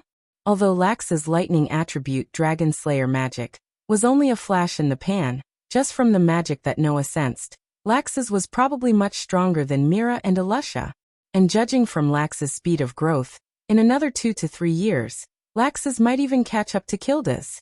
In other words, the current Lax's was not far from the level of a magic shooter like the 10 Great Saint Magus. However, this was not strange. After all, Lax's originally had a monstrous talent. Even if he did not use the Dragon Slayer magic, it was possible that he could be comparable to Mira and Alusha. If he added the ancient lost magic that was much stronger than ordinary magic, it was only a matter of time before he caught up to Kilda's. Laxus seemed to know what Noah meant. He did not refute, nor did he agree. Instead, after a moment of silence, he said this. Do you think that I am strong? And Noah was slightly startled. His expression became a little doubtful, but he still spoke the truth. If you are referring to your strength, then I admit that you are indeed very strong. Even Mira and Alusha might not be your opponent. Even Kilda should not take long before you surpass him, right? You think so too, right? Laxus laughed. His laughter was a little crazy, and the lightning on his body suddenly soared to the point that it was enough to destroy the ground. But undoubtedly, I am already so strong. Why does that old man still not admit that I am? Following Laxus's crazy roar and the lightning on his body soared, the impact of the wind also exploded around him. Undoubtedly, Demon Mira and Fairy Queen Alusha can't be my opponent at all. Even Kilda's father can't do anything to me. But that old man will only tell me that I am far from it. Far from it. Far from it. What do you mean by far from it? As if he had been suppressed for a long time, Laxus hysterically roared, and the lightning on his body became more and more intense. Undoubtedly, I am the strongest. The strongest. The violent lightning arc and the impact of the wind blew on Noah's body. But under the effect of a magic that was invisible to the naked eye, they were automatically split in half in front of Noah and blown to both sides. Noah quietly looked at the crazy Laxus, and his eyes gradually became fierce. Is that why you came to find trouble with me? In these 4 years, every time my strength grew, that old man would only say one sentence. Laxus looked at Noah with a somewhat ferocious expression. He said that your brother was born with a powerful magic that no one else could have, and that he learned super high-level destructive magic. When he comes back from his hard work, his strength will be very shocking. At that time, he might not even be a match for himself. Noah was silent for a while, and then he raised his head and looked at Laxus. So, you want to defeat me? Only by defeating you can I prove my strength. Laxus laughed maniacally as he spread his arms and shouted in an arrogant and unruly manner. Prove that I am the strongest in fairy tale. Hearing this, Noah looked at Laxus with a gaze that changed from calm to pity. Laxus was just a rebellious child who would never grow up. Laxus did not realize that Makarov's words were only to warn him not to be too arrogant. However, Laxus, who had a grudge against Makarov, completely twisted Makarov's warning and saw it as suppression. Why didn't Laxus think about it? Makarov, who did not even have the ability to be self-reliant, adopted a child in fairy tale and provided them with help. Indirectly, it could be considered as the kindness that brought them up. How could he deny the hard work of others? Noah took a deep breath and closed his eyes. If this is how you want to prove yourself. Noah's eyes, which had just closed, opened abruptly. A towering magic light pillar suddenly erupted around him, causing the surrounding atmosphere to shake and become chaotic. Then let me tell you how stupid your thinking is. The magic that was like a monstrous wave turned into a heavy pressure, causing Laxus to feel that his body had become heavy. However, Laxus was not shocked and instead laughed crazily. That's right. This is how it should be. This is how it should be. Like a tit for tat, the violent lightning also turned into a pillar of lightning and shot up to the sky from Laxus's body. In the next moment, the two brothers who had the same surname pressed their bodies, and like an arrow leaving the bow, rushed towards each other.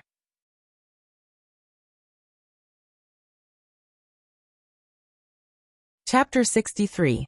In fact, Noah did not want to fight with Laxus at all.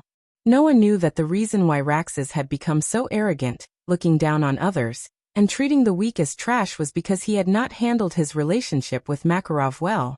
Laxus's father, who was also Makarov's son, was originally a member of Fairy Tail. However, this person did some damage to Fairy Tail and was expelled from the guild by Makarov. Because of this, the relationship between Laxus and Makarov became tense. This was because Laxus could not understand why Makarov would be so heartless to expel his son from the guild.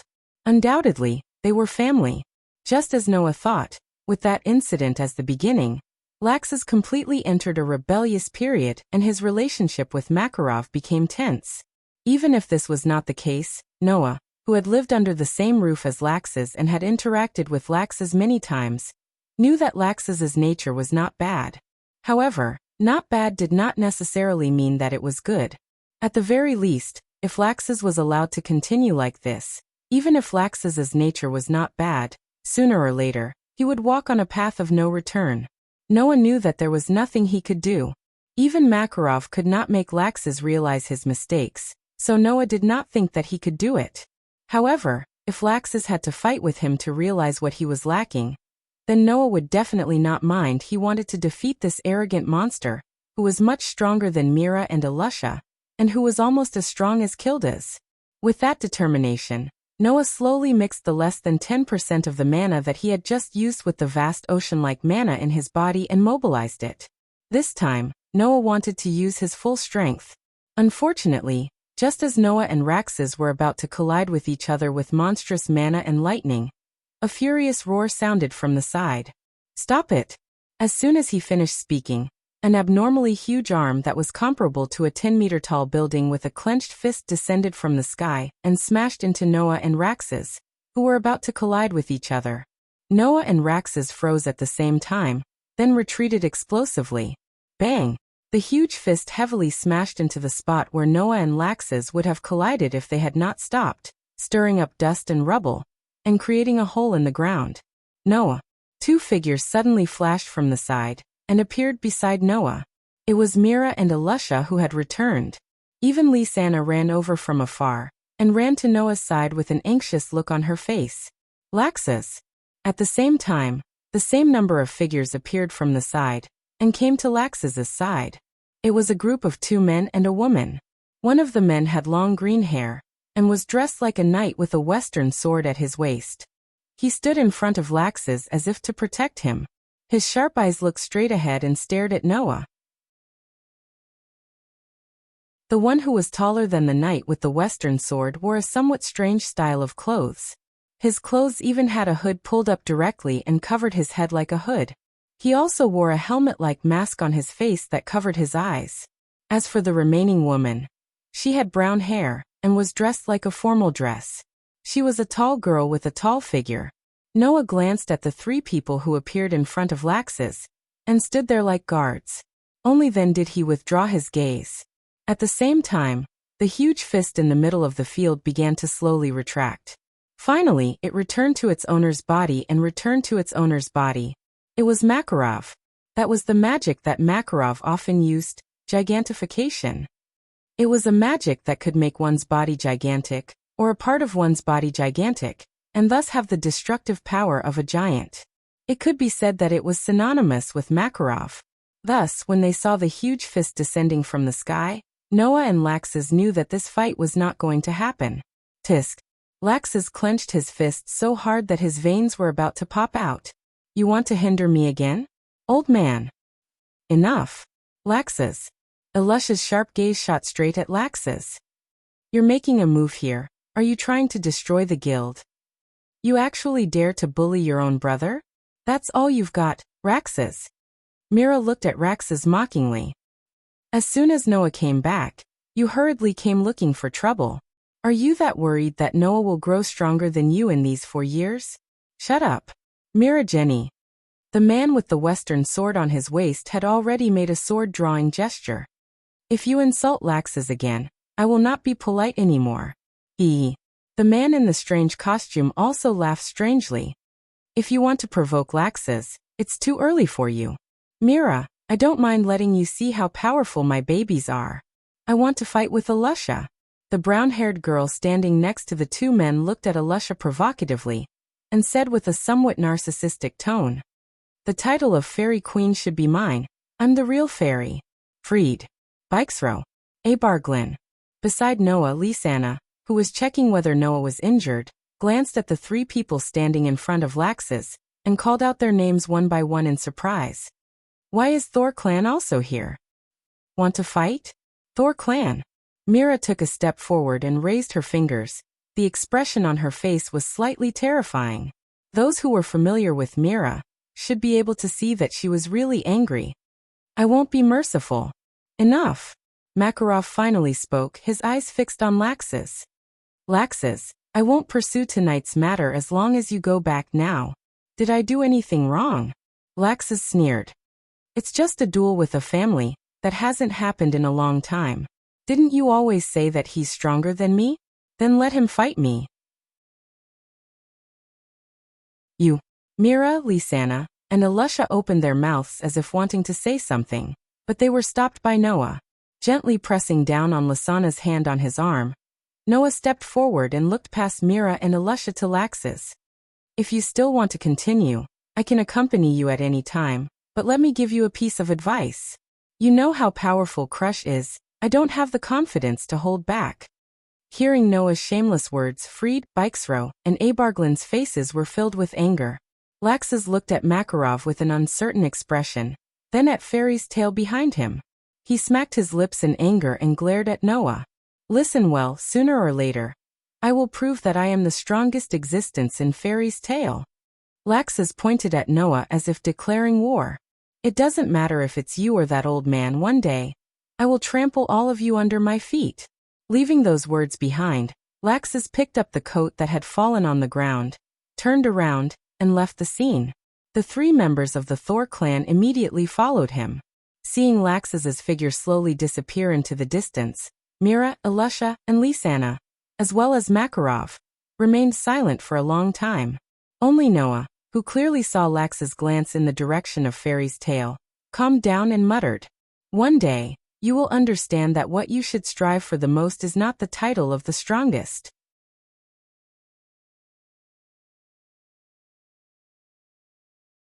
Chapter 64. The next day, Fairy's tail. Stare, Lisanna, who had just woken up Noah, stared at Noah with a gaze that seemed to materialize. This gave Noah, who had just woken up for less than a second, a huge fright. Noah hurriedly looked at himself, and after finding that there was nothing strange about him, he reached out his hand and touched his cheek. Then he asked doubtfully, You're right. I didn't have that dream this time, and I didn't cry, right? No, Lisanna rebuked. I was looking to see if you were injured anywhere, brother Noah. Injured. Lisanna's words not only did not make Noah feel relieved, but instead made him even more confused. Why would I be injured? Isn't this natural? Lysana raised a finger and made a teaching gesture. Undoubtedly, you had such an intense fight with that Laxus last night, so it's normal for you to be injured, right? Are you sure you'll get hurt just because you fought with Raxus? Noah grumbled. He stood up, walked to the wardrobe, and picked up some clothes. Laxus's level last night was not enough to injure me. Oh. Lysana was a little surprised. Laxus is very strong. Not only is he older than Sister Mira and Alusha, but he has also been an S-rank archmage for longer than Sister Mira and Alusha. Brother Noah, are you so confident that you can win against Laxus? And in a state where you are not injured? What you saw last night was only on the surface. It looked like we were fighting fiercely, but in fact, the fight before you arrived was just a warm-up. Noah took out his clothes and began to change. Laxus was just about to use his full strength when you arrived. So with Laxus's previous level of strength, there was no way he could injure me. Although Laxus's strength before he used the Dragon Slayer magic was very strong, even comparable to Mira and Alusha, Noah did not think much of him. For years of continuous and undistracted training, just like what Makarov had said, Noah's strength had increased immeasurably due to his innate conditions that were much better than others. Although he wasn't sure how strong Laxus could be if he used his full strength, Noah felt that without using the Dragon Slayer magic, Laxus did not have the ability to injure him. Such an assertion naturally left Lysana speechless. She walked behind Noah and smiled sweetly as she helped him put on his clothes. Brother Noah seems to have changed. Noah didn't refuse her service and asked in confusion. How have I changed? Heh. After helping Noah put on his clothes, she walked up to Noah and raised her head, tiptoed, and put her cute face less than 10 centimeters away from Noah's face. Her big eyes blinked. I feel that Brother Noah has become more confident than before. If it was the old Noah, even if he had a lot of confidence, he wouldn't say it out loud. At least he would be humble. I'm also very humble now. You don't understand Laxus's strength. That level of strength is really no different from a warm-up exercise for him. Do you think I'll get injured because of Laxus's warm-up exercise? Being so close to her, Noah was almost scared out of his wits. He could only uncomfortably push her face away to keep a distance from him. Even if I'm not an S-ranked archmage, can you have a little more confidence in me? Then Brother Noah, tell me. Lysana said excitedly. How strong have you become now? Are you still as strong as Sister Mira and Alusha? Noah smiled slightly, waved his hand, and walked out of the room. You want to know? Then please look forward to it. Brother Noah. Lysana chased after Noah angrily and pestered him as they walked downstairs together. Noah, let's have a showdown. Bang. An impassioned roar and a muffled sound rang out almost at the same time. Then, the Dragon Slayer Archmage laid on the ground with a big bump on his head and couldn't move. Naz. Habby flew to Naz's body and jumped there exaggeratedly. How did you get killed in one hit again? Luo. Su. Naz's weak voice came from the ground. Whoa. Gray, who had taken off all his clothes except for a pair of shorts, shuddered and looked at Noah with fear in his eyes. Noah, why are you still so scary? You're still as strong as before. Alusha also walked over with a light smile on her face as usual, but there was also a trace of fighting spirit in her eyes when she looked at Noah. When are you going to compete with me? Forget about Alusha. Of course, this sentence was not said by Noah, but by Mira, who had come over at some point. The one who can beat Noah must be me. It's me. Alusha stared at Mira. It's me. Mira also stared at Alusha. The atmosphere between the two of them became tense. Their heads were pressed together, and they looked like fiends, giving Lysana a headache. Are we going to fight again? Can't we talk about fighting later? Noah also spoke up, separating Mira and Alusha with one hand each. I have something to ask you. Can you stop for a while? Mira snorted and turned her head away. Ahem. Alusha coughed twice and became serious. What do you want to ask? It's about the 3 people who appeared in front of Laxus last night. I remember you saying that they're from Thor's order, right? Noah stroked his chin. Is there such a party in our guild? Sometimes, sorcerers would come across a mission that was difficult for them to complete alone. At that time, they would usually form a party to carry out the mission. Through cooperation, they would obtain high rewards. Apart from that, sorcerers who were on good terms with each other would also form their own party and work together. Of course, there were quite a few teams in fairy tale as well. However, Noah had never heard of Thor's order. It was possible that he had, but after 4 years, he had almost forgotten about it. Thor's order is indeed a party, but it's not an ordinary one, Alusha explained with a serious expression. Fried, Bixro, and Albajurlin. These 3 formed their own personal guards. Personal guards? Noah stopped stroking his chin. Laxa's personal guards? That's right. The one who answered Noah was Lisanna. Her expression was also a little serious. Although it's only a party of 3, whether it's Fried, Bixro, or Albajurlin, they're all very powerful sorcerers. In the guild, apart from the S-rank sorcerers, I think that only Naz and Gray can defeat any one of them alone. I can take care of a party like that all by myself. Myra's lips curled into a terrifying arc. I've long found Laxus an eyesore. Taking care of his personal guards shouldn't be a bad idea. Stop it. It's fine if it's just a small fight, but if it's serious, the chairman won't allow it. Alusha shook her head and looked at Noah. Speaking of parties, Noah, could it be that you want to form a party with someone? When Alusha said this, Lisanna's eyes instantly shone, and Myra's shoulders trembled imperceptibly. Those who were on good terms with each other in the guild would form parties. Mira, Lisanna, and Elfman were siblings, so it was impossible for them not to form a party. Therefore, disbanding the party was not very likely, but if they were to pull someone in... Hey, big brother Noah. Lisanna tugged at Noah's sleeve with a face full of hope. Why don't you join our party? Join your team, huh? Noah muttered to himself.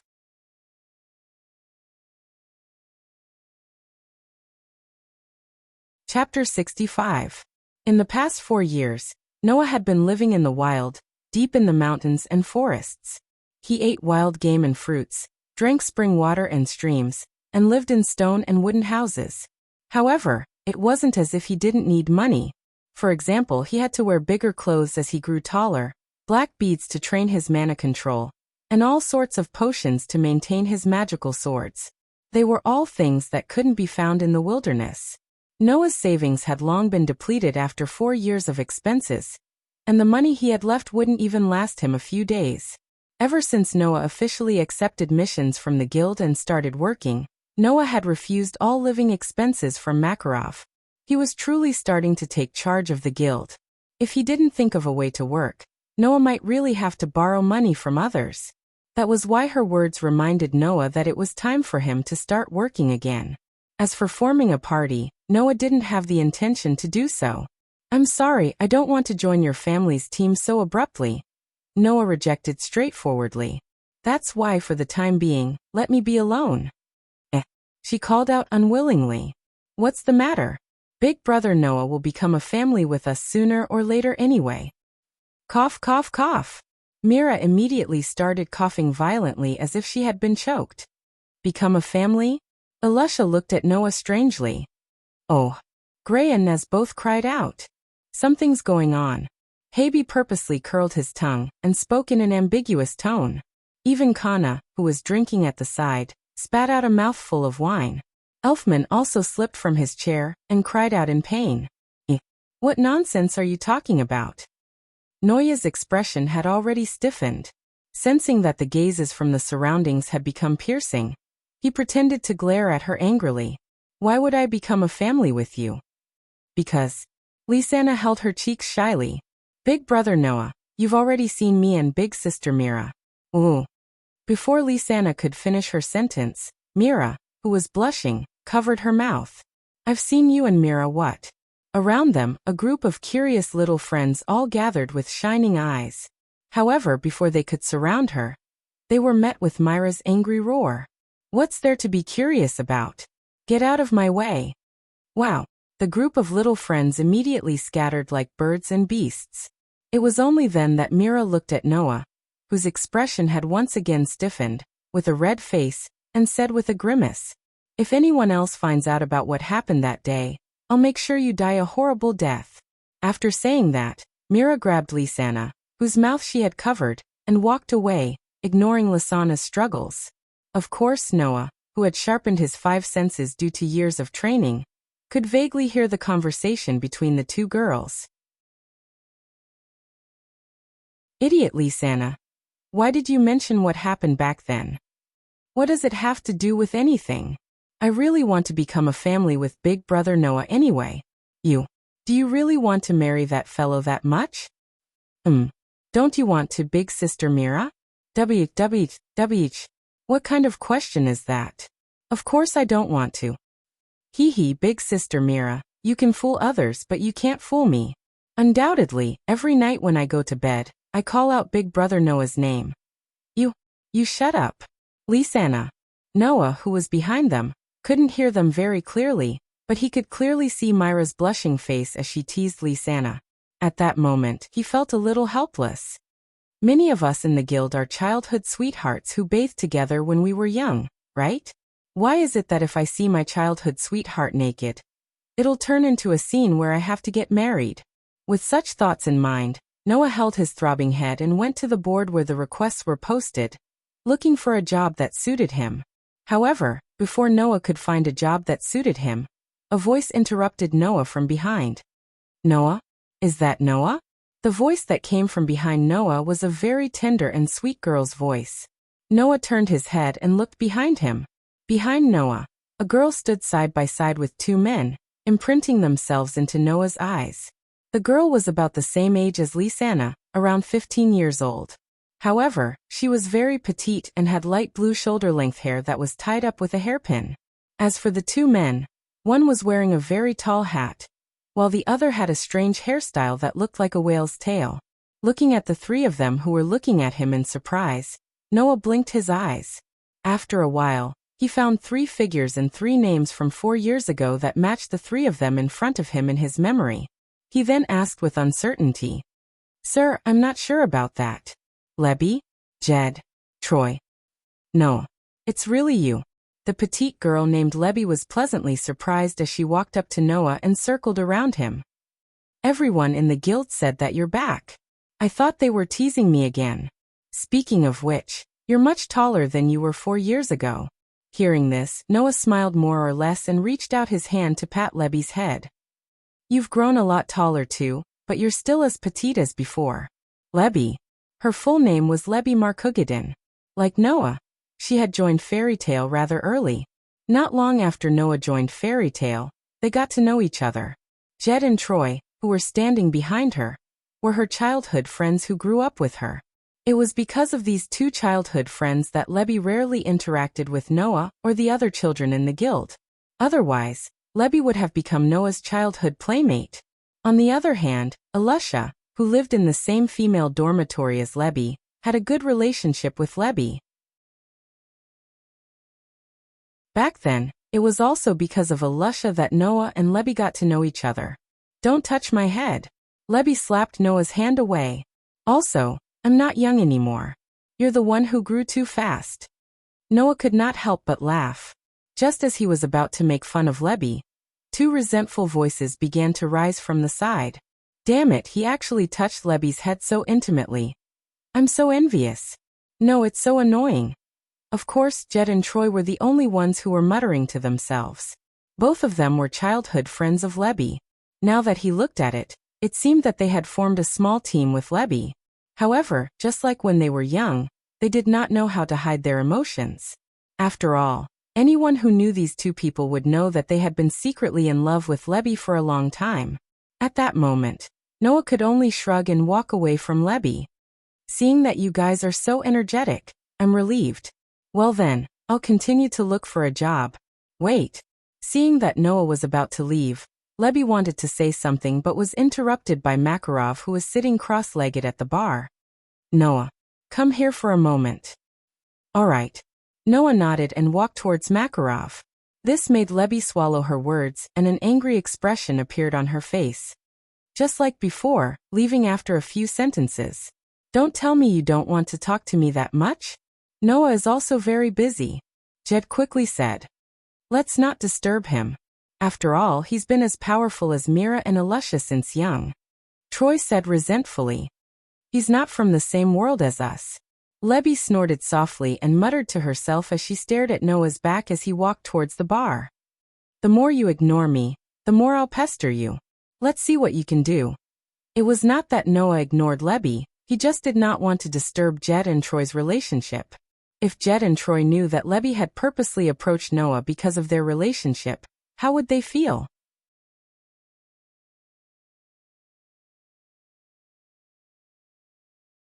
Chapter 66. Grandpa. Noah came to the bar and stood in front of Makarov, who was sitting cross-legged. His eyes were fixed on Makarov. Do you need something from me? Noah. Makarov took a sip of wine and said drunkenly. Do you have something to do now? I was just about to go out to work. Noah scratched his cheek. But if Grandpa has something for me to do, I can postpone it for 1 or 2 days. Work. Makarov nodded. That's good. I have a commission here that I hope you can complete. Commission? Noah was slightly stunned.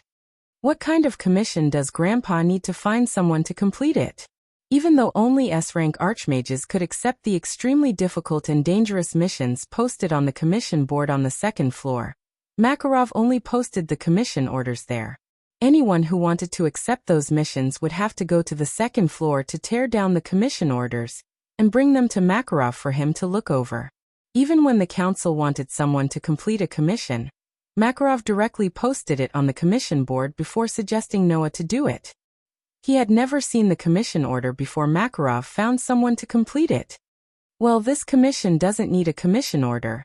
Makarov seemed to have seen through Noah's doubts and explained. That's because I'm the one who posted it.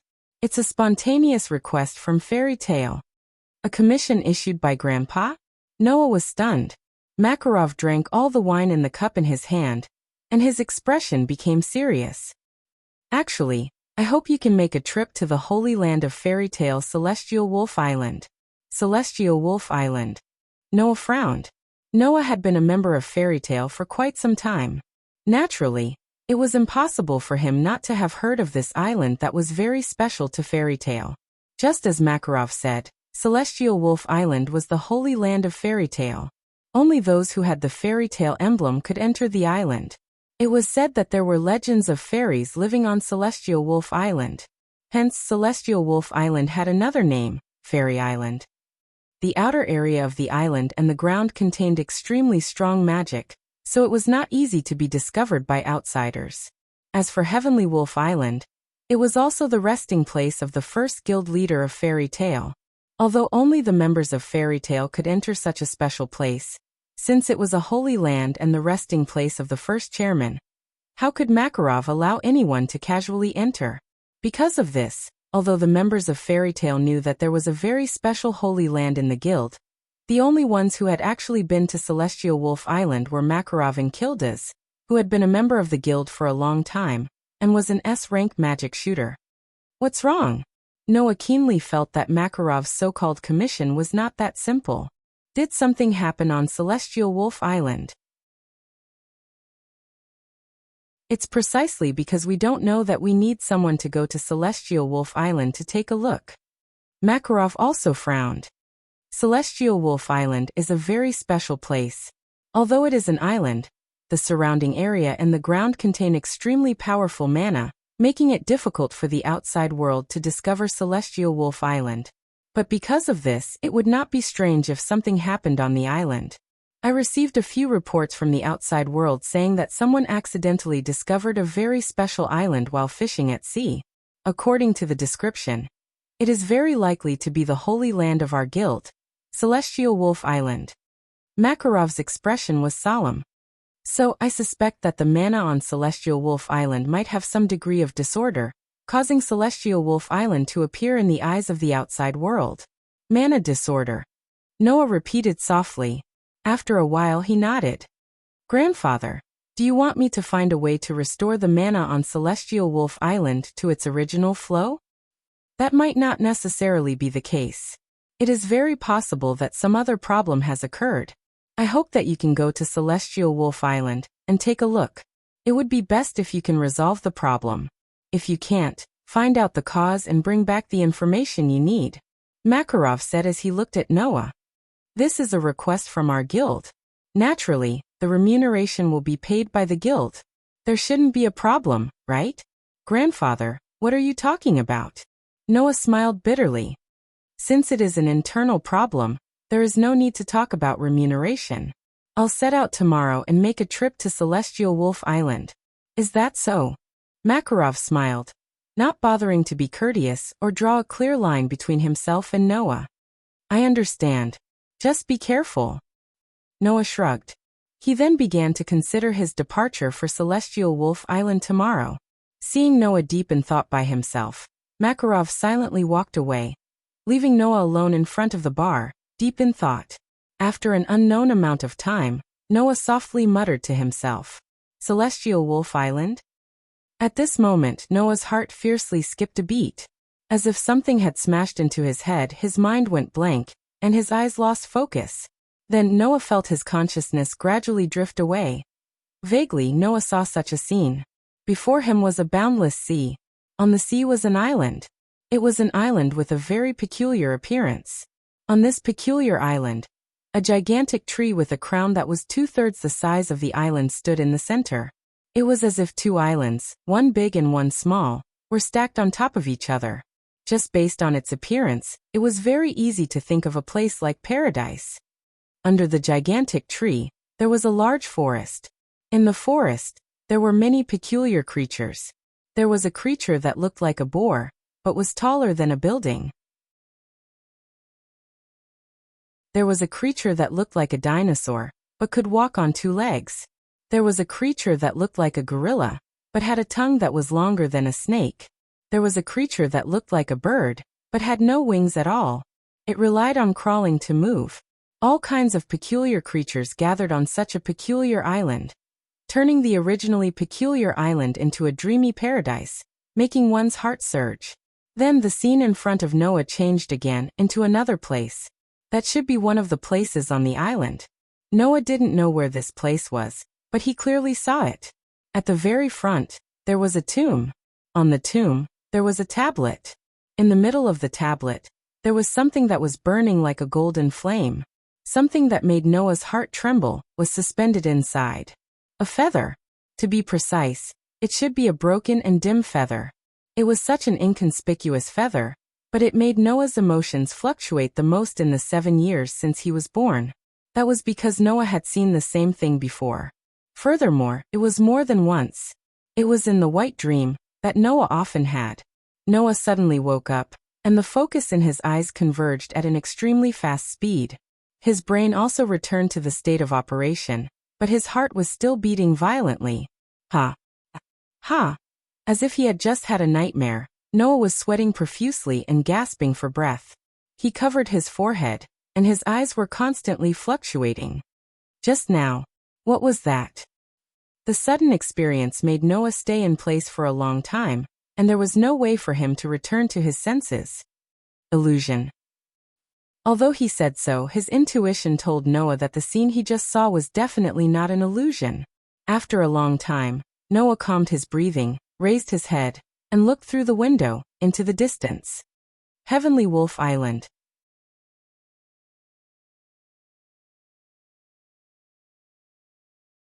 Chapter 67. The next day, as soon as the sun rose, Noah woke up early. He put on his clothes and took out his magic night sword. He unsheathed the sword and used a clean cloth to wipe the sword.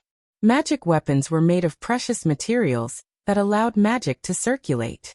Some of the weapons were even embedded with magic crystals, so their durability was higher than ordinary weapons and they were not easily damaged. However, this did not mean that they would not be damaged. Otherwise, Noah wouldn't have had to return to Magnolia to buy potions for maintenance and durability restoration during his 4 years of cultivation. In particular, Noah's magic night sword was not an ordinary magic weapon. It had the ability to freely control a range of 100 meters. It was an extremely rare and powerful magic.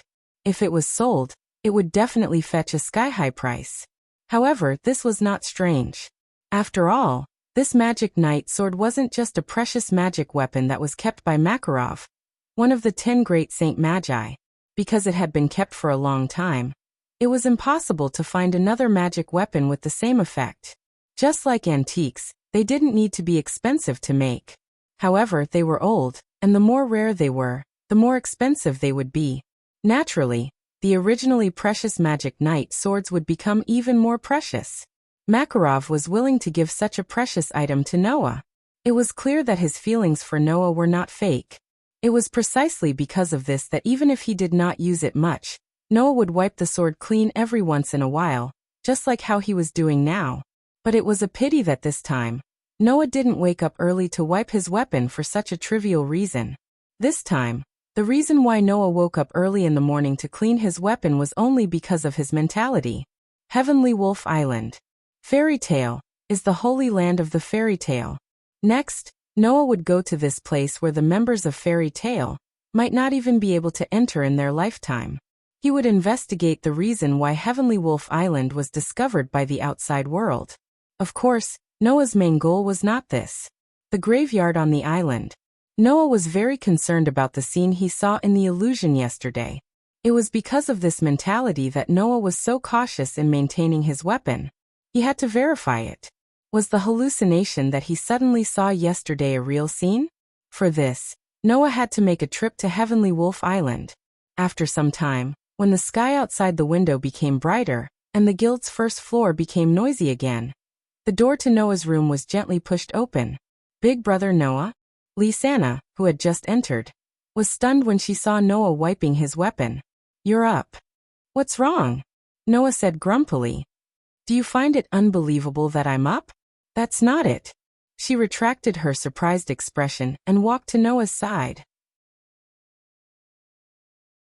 "Why are you up so early today?" "I have to go out on a mission." Noah explained simply.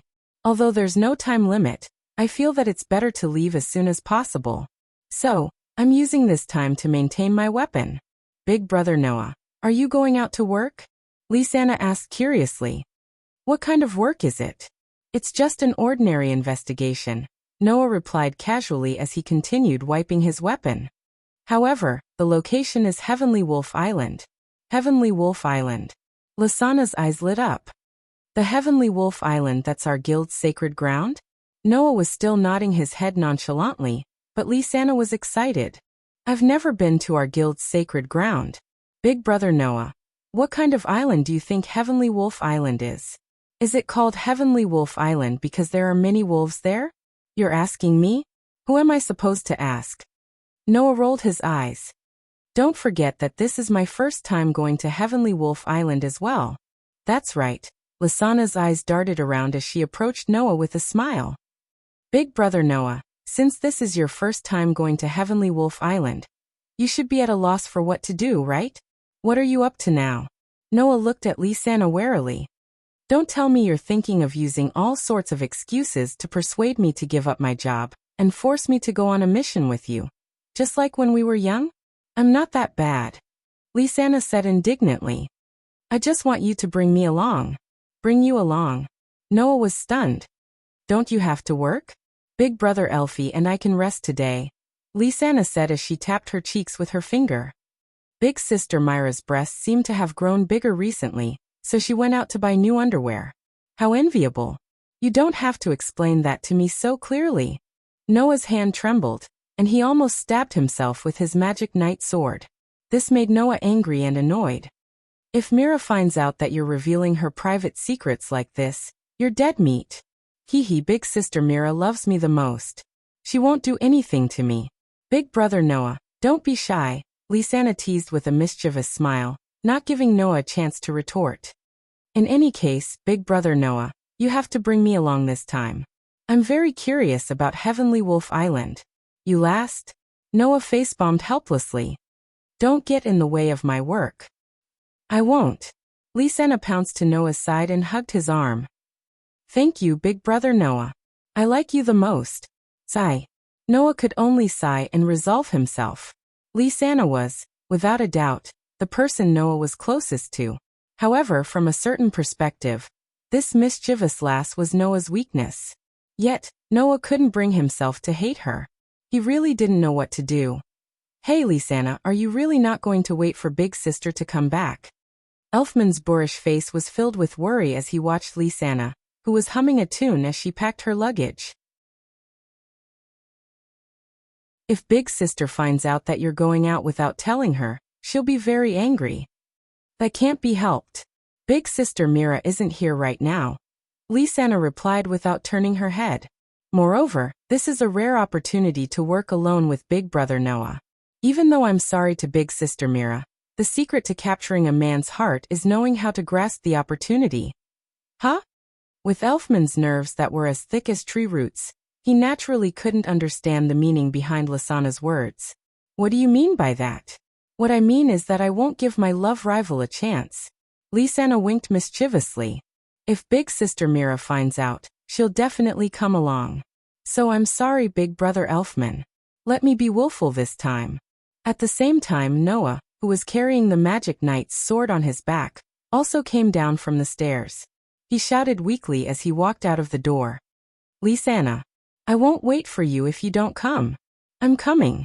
Lisanna hurriedly picked up her bag and chased after Noah. That's it, Big Brother Elfman. Goodbye. Lisanna, be careful. Elfman hurriedly shouted at Noah and Lisanna's backs. Noah, I'll leave Lisanna to you. Got it. With that reply, Noah and Lisanna walked out of the guild's doors and disappeared into the sea of people outside. Wait. Mira only appeared when the two disappeared into the sea of people. She looked at Noah and Lisanna's disappearing figures with a face full of anger. Remember this. Era. Katana, who was drinking, sighed with emotion. It's good to be young.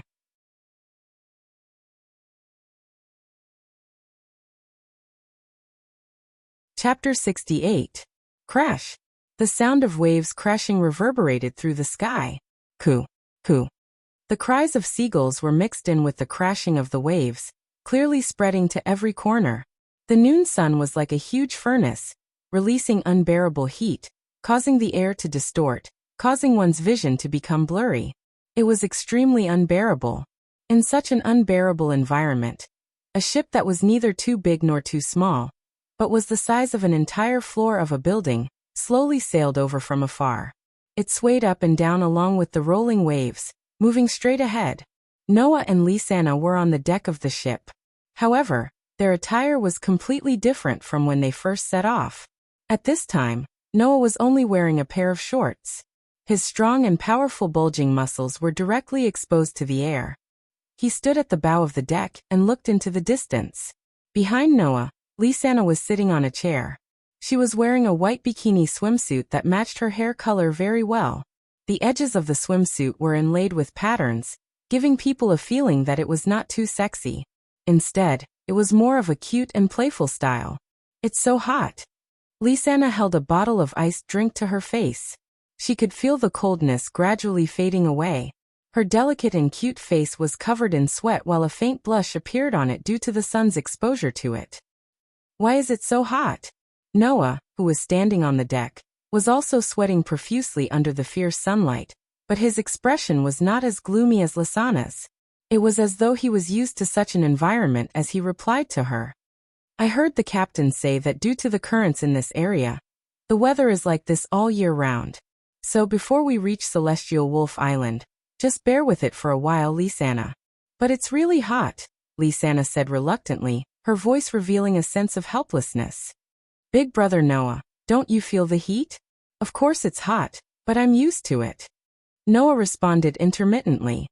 His eyes were still looking into the distance, looking at the scene where the sky and the sea were separated from each other. When I was training outside, the summer heat in the mountains, forests, and wilderness was about the same as it is now. I wasn't used to it at first, but I got used to it after I got used to it. Hearing that, Lisanna finally raised her head and looked in Noah's direction, taking in the sight of Noah's muscular physique. Perhaps it was because of the 4 years of hard work and the training of his body. Noah had indeed developed a very robust physique. There was almost no excess fat on his body, the perfect amount of muscles on Noah's arms, thighs, abdomen, chest, and other areas were all displayed. At first glance, not only did he look very masculine, he also gave off an indescribable sense of security and pleasing to the eye. Looking at him directly, it was easy for others to get the impression that he was very strong. If Noah were to put on clothes, he would look no different from a teenager with a normal physique. This was also the reason why Noah's training was very regular and planned.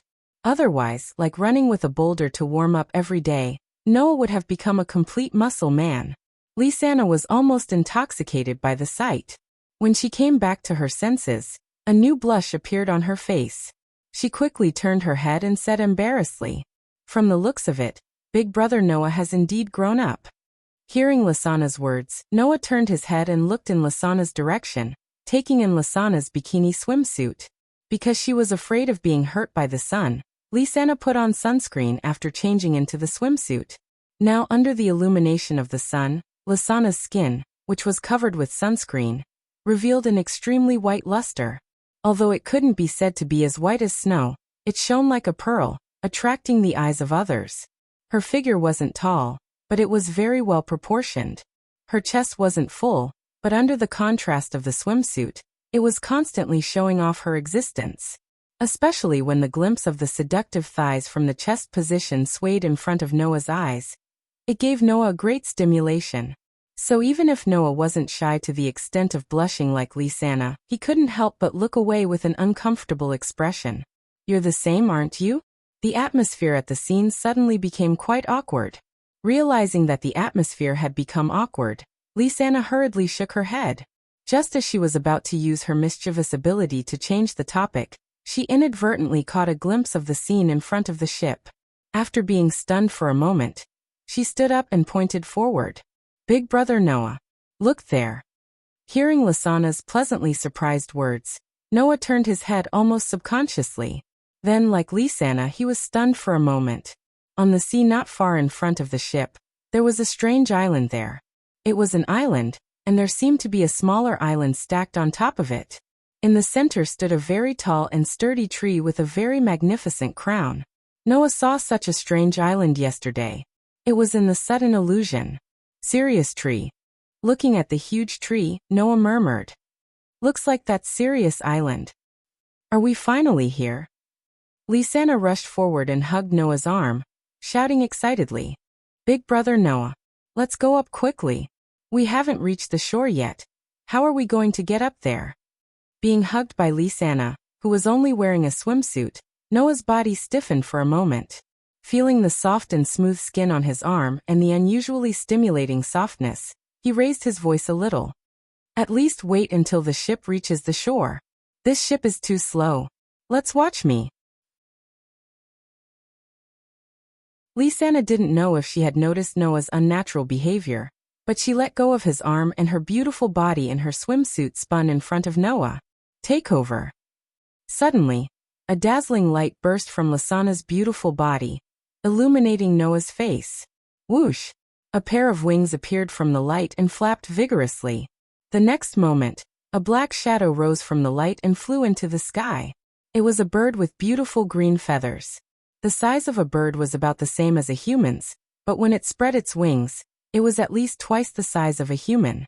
The bird circled in the sky once before descending and flying to the front of the ship, reaching the same height as the deck. Then Lisanna's voice sounded from the bird's mouth. "Let's go. Big Brother Noah. I'll take you there." Seeing this scene, Noah was a little surprised. "I didn't think that after 4 years, Lisanna would be able to accept the soul of an animal of this size."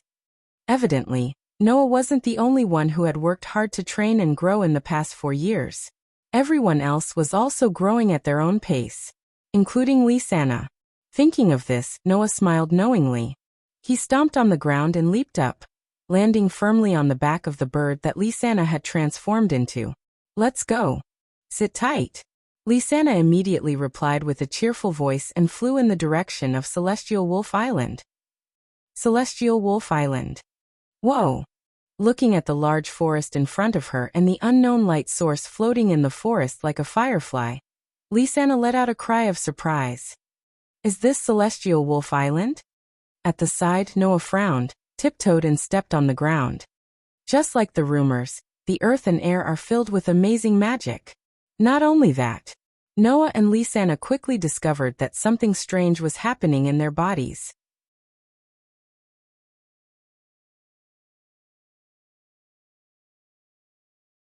Chapter 69. Hey, Big Brother Noah. Lasana's pretty face was filled with hesitation and uncertainty. Did our mana get stronger? I thought it was just my imagination. Noah closed his eyes and felt the vast sea of mana in his body before nodding. Although it's only a very small amount, I can feel that my mana has indeed gotten stronger. Big Brother Noah already has a very strong mana, so it's not strange that your mana has grown so little. However, I feel that my mana has increased by about 1/10, Lysana said in surprise. Could it be that this is also because we've entered Celestial Wolf Island? That's probably it. Noah turned his gaze to the huge tree in front of them, the towering Celestial Wolf tree at the center of Celestial Wolf Island.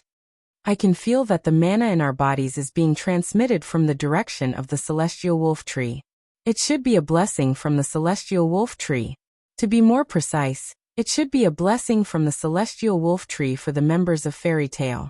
There was one more thing that Noah didn't say. That was, Noah could clearly feel that the portion of mana that was transmitted to him by the Sirius tree was now turning into Noah's own mana at an extremely fast speed, and was added to Noah's already vast mana. Originally, this portion of mana that was being amplified from the outside world should have automatically retreated after Noah left Celestial Wolf Island. However, it was now being completely absorbed by Noah. As for the reason, Noah also knew. For years ago, Makarov had said that Noah's constitution was very special, possessing 3 unique characteristics. The first was that he was immune to and could eliminate all negative effects and side effects that indirectly affected Noah's body. The second was that he could absorb all powers that didn't originally belong to Noah into his body, including powers that didn't originally belong to Noah. The third was that he could recover his own mana. Now, the magic that had been amplified by the Sirius tree after entering Sirius Island should have triggered the second characteristic of Noah's constitution.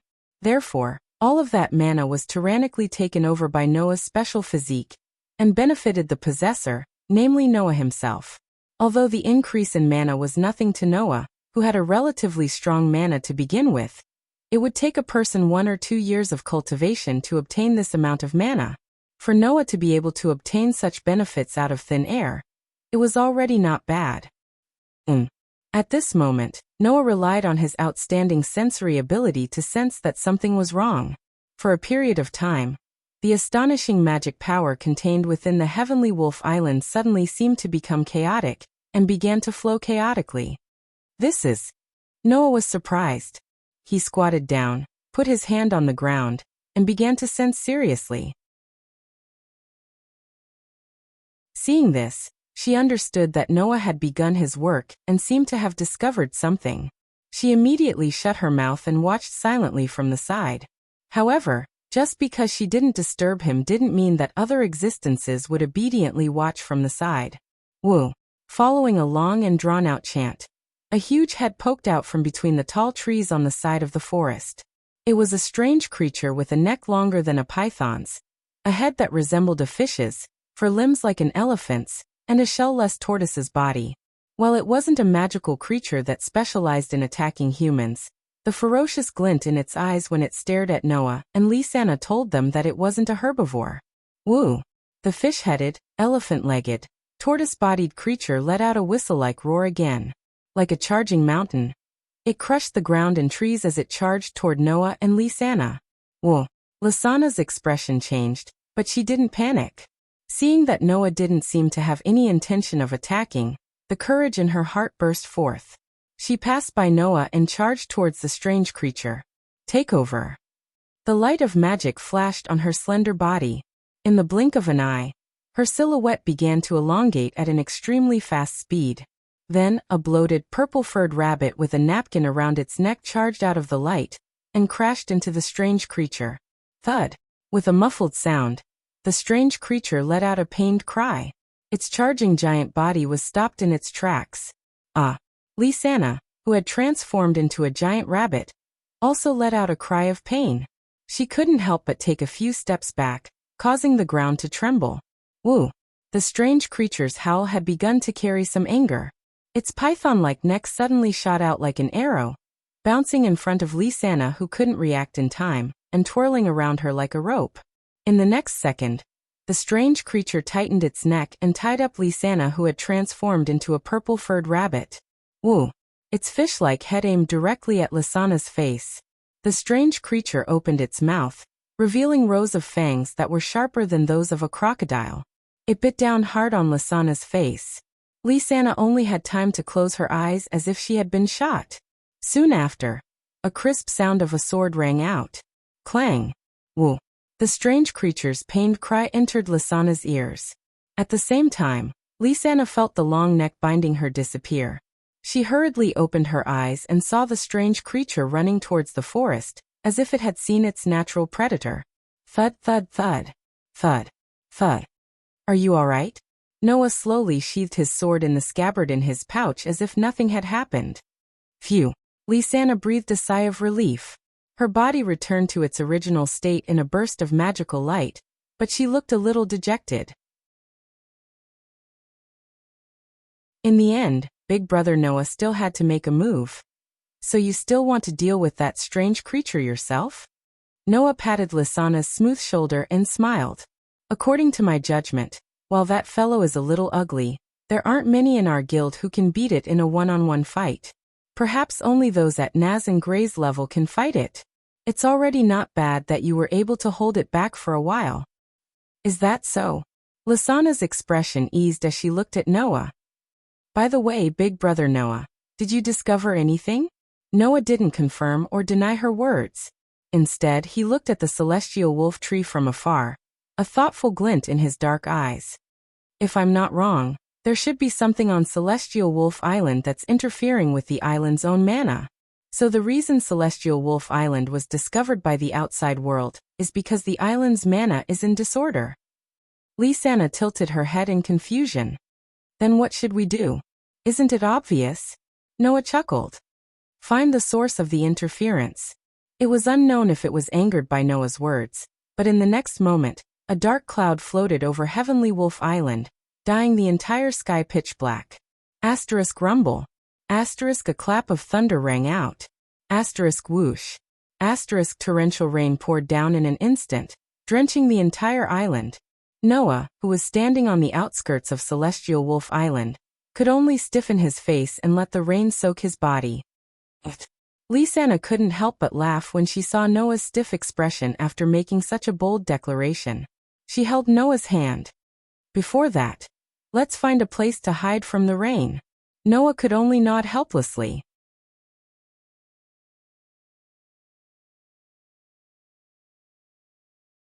Chapter 70.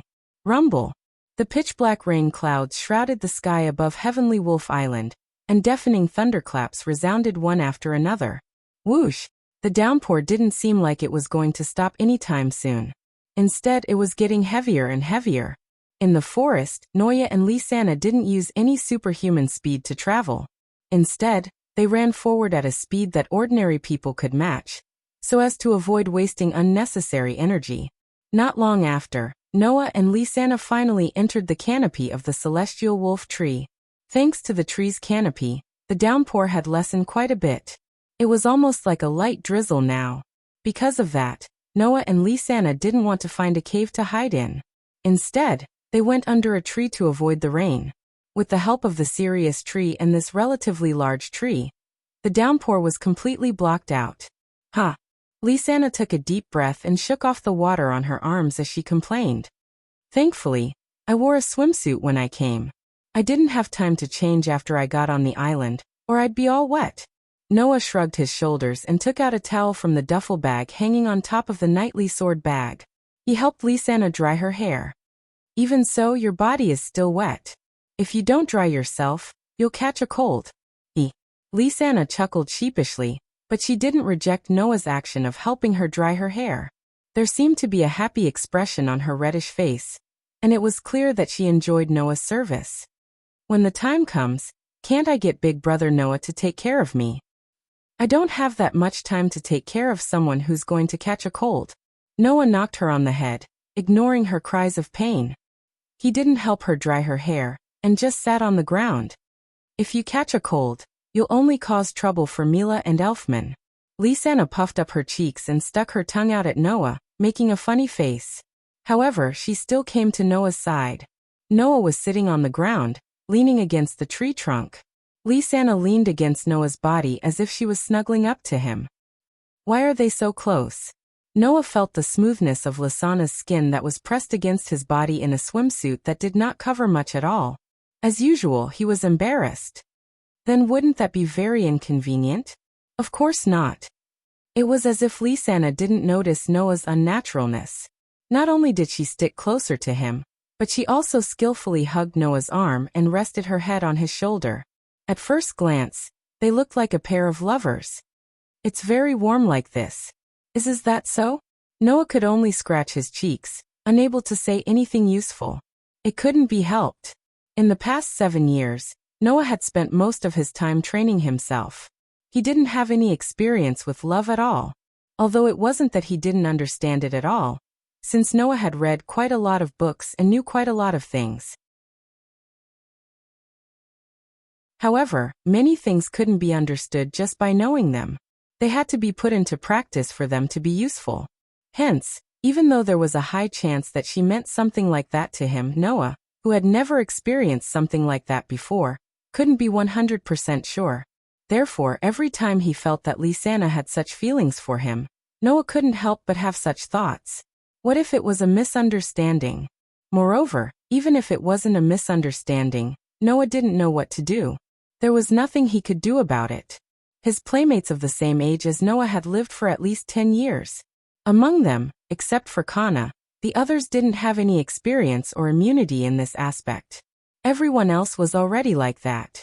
Growing up with such a person who had the appearance and intelligence of a 10-year-old, Noah, who had only lived for 7 years, could vaguely sense Lisanna's feelings.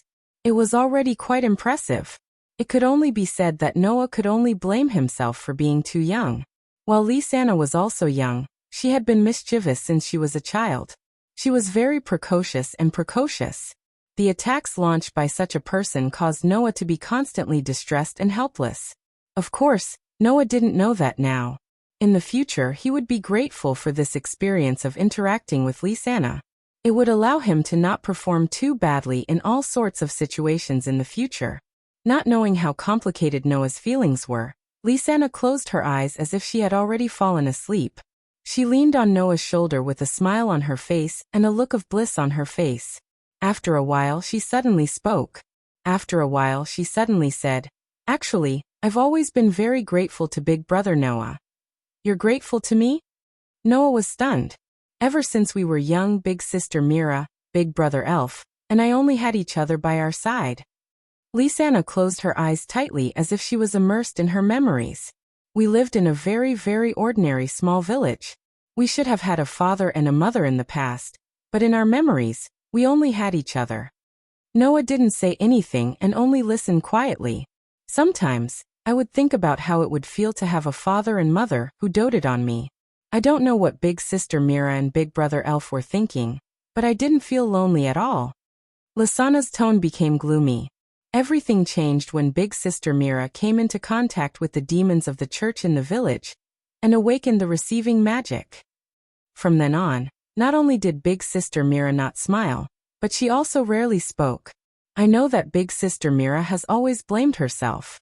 She felt that she had implicated us and caused us to be chased out of the village.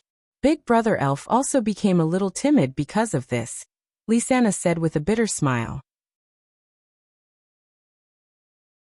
Seeing Big Sister Mira in so much pain and Big Brother Elf always being afraid of being ostracized by others, I really didn't know what to do. "That's all in the past," Noah said when he heard the pain in Lisanna's voice. "Now you won't have that experience anymore." Yes. Lisanna's sadness dissipated, and she looked up at Noah with bright eyes. "And the person who changed everything and saved us was Big Brother Noah." "That's not it." Noah shook his head. "I just happened to know a little more than you and invited you to join Fairy's Tale, at the right time. Even if I didn't appear, you would have known the truth about the power in Myra's body sooner or later. But in the end, the person we met was none other than you, Big Brother Noah." Lisanna reached out and held Noah's face, turning his face to meet hers.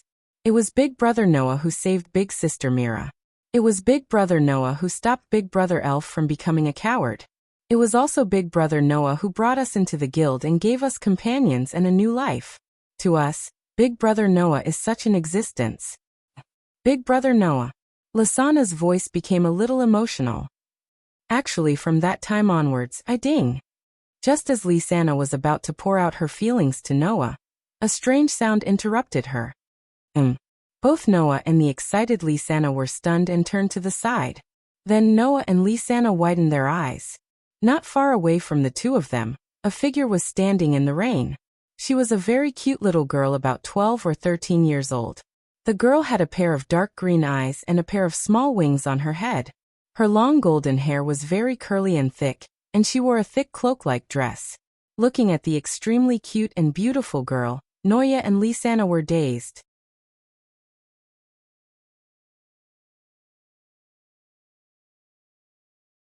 Chapter 71. If one had to find a word to describe Noah and Lysana's current feelings, then only one word would suffice. Inconceivable. There was no other reason. It was because the girl standing in front of them in the rain was simply too beautiful. Her thick clothes and hair were completely devoid of water, and her entire body was emitting a faint, dreamy glow. The girl revealed a smile under the gazes of Noah and Lysana. She tilted her head and stood there barefooted, not even wearing shoes. However, Noah and Lysana didn't feel that there was anything wrong with this at all. Rather, if the barefooted elf in front of them were to wear shoes, it would destroy that almost perfect dreamy feeling and beauty, causing a flaw to appear on her body. Gazing at the scene of the barefoot elf smiling at her in the rain, she was no longer as agitated as before. Instead, she gently tugged at Noah's hand and murmured absent-mindedly, "Big Brother Noah, could that be the rumored fairy that exists on Celestial Wolf Island?" Fairies exist on Celestial Wolf Island. It was precisely because of such a rumor that Celestial Wolf Island was nicknamed Fairy Island, and also became the holy land of fairy tale. In the end, whether or not fairies exist on Celestial Wolf Island was something that no one knew for sure. However, if fairies do exist on this island, then Noah and Lysana would definitely be willing to believe it. In front of him, this young girl was filled with a dreamy feeling. She was the legendary Demoness. Hee. Perhaps it was because she had heard Lysana's uncontrollable words, but the barefooted fairy let out a bell-like laugh. Immediately after, she turned around and ran off into the distance. "Ah!" Lysana subconsciously cried out in alarm. "Wait." Noah finally reacted and hurriedly grabbed the cloth bag and luggage beside him. Then he pulled on the hand of the dazed Lysana and chased after her. Walala! Fine droplets of rain continued to fall from the sky, sprinkling onto the ground of Celestial Wolf Island. Noah and Lysana, however, didn't care about that at all. They chased after the fairy girl who was running at a slow pace, making it impossible for anyone to get close to her. Just like that, one ran in front while the other two chased from behind. Unknowingly, after an unknown amount of time, the environment in front of them began to brighten. Even the rain stopped falling at some point. Noah and Lysana immediately stopped in their tracks and looked around. This was a vast place with walls all around. The walls were covered with tree roots, and there were unknown light sources floating around like fireflies. It was very much like walking into a strange place in a dream. Lysana's attention completely focused on her surroundings. Noah, on the other hand, stared at a spot not far ahead. His eyes began to fluctuate. That was because there was a huge tree in the place where Noah was staring at. Of course, what was important wasn't the tree, but the thing within it. At the bottom of the huge tree, there was a hole in the tree that was covered with dried grass. There was an old tomb that looked like it had been there for a long time. There was a tombstone on the tomb. It was a tombstone that seemed to have been pieced together by two tombstones. There was a gap in the middle, and in the middle of the gap was a hole. It was on such a tombstone that a ball of flame was burning in the hole, filling it up. Looking at this scene, Noah's heartbeat began to accelerate involuntarily. The scene before him was exactly the same as the one Noah had seen in the fairy's tale yesterday. In other words, the illusion Noah had seen yesterday was very likely not a pure illusion, but a real one. That also meant that there was something that Noah was very concerned about in the burning flame-like object. Those were the feathers that he had seen in the white dream. If yesterday's illusion was really real, thinking of this, Noah couldn't help but walk forward. Big brother Noah? Lisanna stared blankly at Noah, who was walking towards the tombstone, as if she was hesitating whether she should call out to him or not. During this period of time, Noah arrived in front of the tombstone and stared at the hole in the tombstone that was burning like a flame. After a while, he tensed up and stretched out his arm abruptly. Whong! When Noah's hand came into contact with the burning flame-like object, a dazzling light burst out from it, illuminating every corner of the scene. Big brother Noah. Lisanna turned pale with fright, but she only had time to call out before her body was swallowed by the light. Goo! Noah was also enveloped by the light. Furthermore, the ball of flame that Noah's hand came into contact with seemed to crawl up his hand, bringing with it a dense light that illuminated the surroundings. Noah could feel a strong sense of repulsion coming from the hand that was touching it. An extraordinary force kept pounding against his hand, as if warning him to quickly let go. However, not only did Noah have no intention of retreating, he instead slowly withstood the repulsion and slowly clenched his hand. Whong! At the same time, on the back of Noah's hand that came into contact with the ball of flame, the guild emblem belonging to Fairy Tale blossomed with light. In an instant, as if a heavy door had been opened by a key, the repulsion on Noah's hand disappeared. Then, under the stimulation of the intense light, Noah closed his eyes. His consciousness was cut off from here. In a daze, Noah felt as if someone was calling out to him. Thus, Noah slowly opened his eyes. The first thing that entered Noah's eyes was a blank expanse of whiteness. For a moment, Noah thought that he was having the white dream of the past, but after a while, he denied himself. Because the white in front of him was completely different from the white in Noah's dream. The white in Noah's dream did not make people feel empty. Instead, it was like returning to the state of an embryo, very comfortable. Although the whiteness in front of him didn't give him a feeling of emptiness, it still made him feel at a loss. It was completely different from the comfortable feeling Noah experienced in his dream. When he realized it, Noah realized. In front of him, the barefoot fairy girl was tilting her head and smiling at him. Good morning. Good morning. A tender and sweet voice entered Noah's ears, making Noah slightly stunned. He responded reflexively, but when he reacted, he was shocked. Yumi? The barefoot fairy girl smiled to the point that her eyes were closed, and introduced herself in this way. My name is Mavis. Mavis Viamilio. Mavis Viamilio? Noah frowned and muttered doubtfully. Why does this name sound so familiar? After saying this, Noah's eyes lit up. Mavis Viamilio. Noah would naturally find this name familiar. That was the name of the first chairman of Fairy Tale U. Noah was stunned as he looked at the barefooted young fairy girl who was smiling at him. You are the first chairman. It has been so long, but there is still someone who remembers me. How delightful. Mavis' voice became lively, and her beautiful bare feet lightly touched the ground, as if she was touching water, creating ripples. She arrived in front of Noah, raised her head, and curiously sized up Noah's body. Inconceivable youth. What is your name? Inconceivable youth? No. In Noah's opinion, Mavis was the truly inconceivable existence. Why would the already dead first chairman appear in front of him?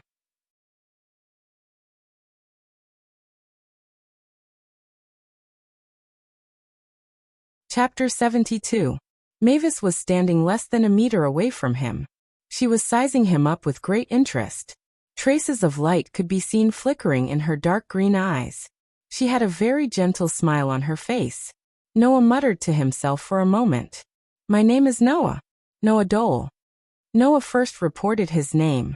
But unexpectedly, the light of interest in Mavis' eyes grew more and more intense.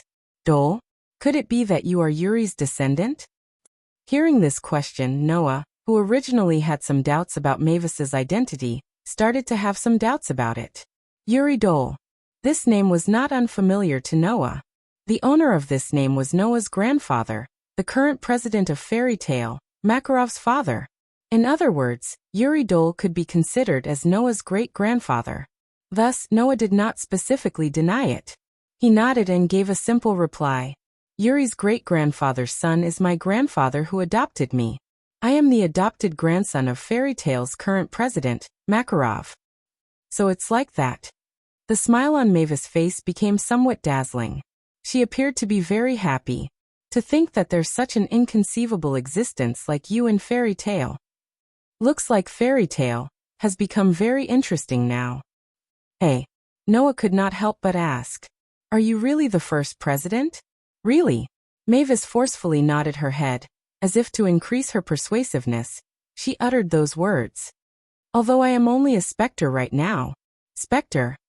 Noah could only turn silent. He did not know what to say. Doubt her? But Noah was unable to say for sure that specters did not exist. Believe her? But her affinity with Noah was so high.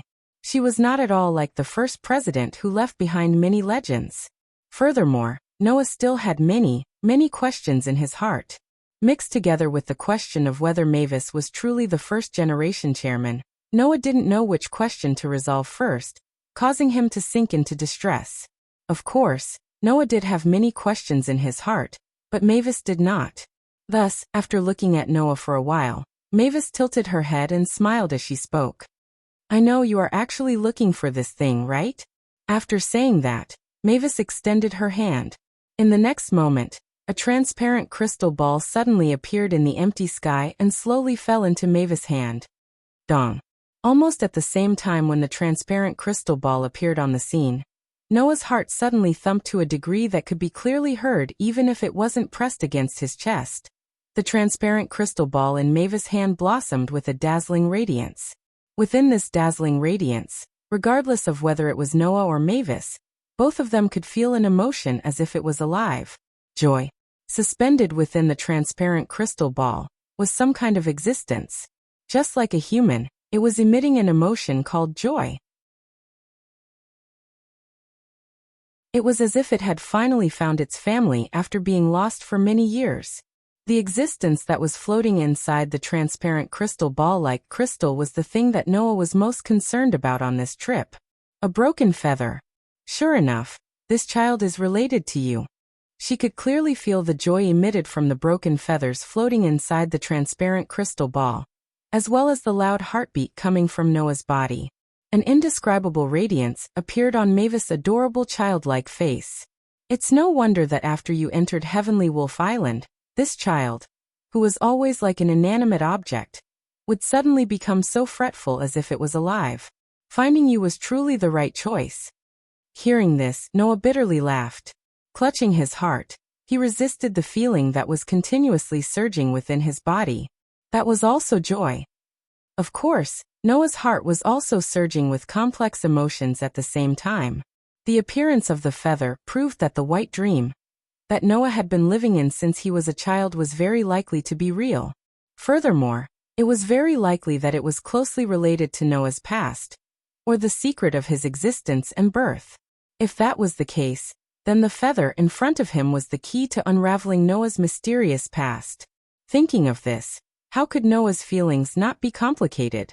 After all, whether it was his body's constitution or the feather that was emitting joy from meeting him, both were telling Noah that he was not ordinary. He really wasn't an ordinary person. Buzz buzz. The joy emitted by the feather in Mavis's hand began to change into fretful. Era. Mavis helplessly laughed. It seems that this child really wants to return to your side. Noah also had the same feeling, so he didn't refute Mavis's words. Instead, he forcefully suppressed the various doubts and emotions in his heart and extended his hand. First generation, can you give this to me? I originally called you here because I wanted to give this child to you. Mavis very straightforwardly handed over the item in her hand to Noah. Her appearance was just like a child presenting a treasure to an adult, asking for praise. It was exceptionally adorable. Ever since this child suddenly appeared in my tomb, the magic of Heavenly Wolf Island would occasionally be affected. Perhaps because of this, Heavenly Wolf Island has already been exposed to the outside world. This is truly distressing. So it turned out that the magic of Heavenly Wolf Island was disrupted due to the appearance of the feather, and was exposed to the outside world. With this, one of his doubts was finally resolved. Noah solemnly took the feather from Mavis's hand. Buzz. Once it landed in Noah's hand, the fretful emitted by the feather, immediately turned into joy. Immediately after, like a baby returning to its cradle, it fell into a deep sleep. Thus, the resplendent strong light dissipated. At the scene, only Noah and Mavis were left. "Hey, can you tell me?" Mavis's pair of small wings that were slightly above her ears slightly shook twice. Then, Mavis approached with a face full of curiosity. "What relationship do you have with this child?" "What relationship do I have with it?" Noah looked at the feather that was quietly lying in his hand, his tone becoming complicated. "Actually, I really want to know. Is that so?" Mavis seemed to have seen through the confusion in Noah's heart and smiled. "No matter what, with such an unfathomable existence like you in the fairy tale, perhaps it will become even more interesting.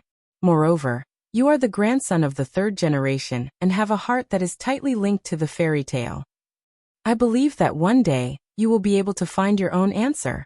Speaking to this point, Mavis suddenly seemed to be thinking about something very important. She crossed her arms like a mischievous child and appeared to be distressed. But after a while, she immediately tapped her palm. "I've decided." After saying this, Mavis closed her eyes and 3 balls of light suddenly floated out from within her body and revolved around each other. In the next second, the 3 balls of light shot towards Noah's direction. Noah reflexively raised his hands and blocked in front of his body. However, the 3 balls of light ignored Noah's movements and directly merged into Noah's body. Noah only felt an explosion in his head. A memory that didn't belong to Noah entered his mind and was deeply engraved in the depths of Noah's soul. In a daze, Noah heard Mavis's dreamy voice that seemed to be getting further and further away. "This is a gift for you. I hope that the inconceivable you can also bring inconceivable hope to the fairy tale."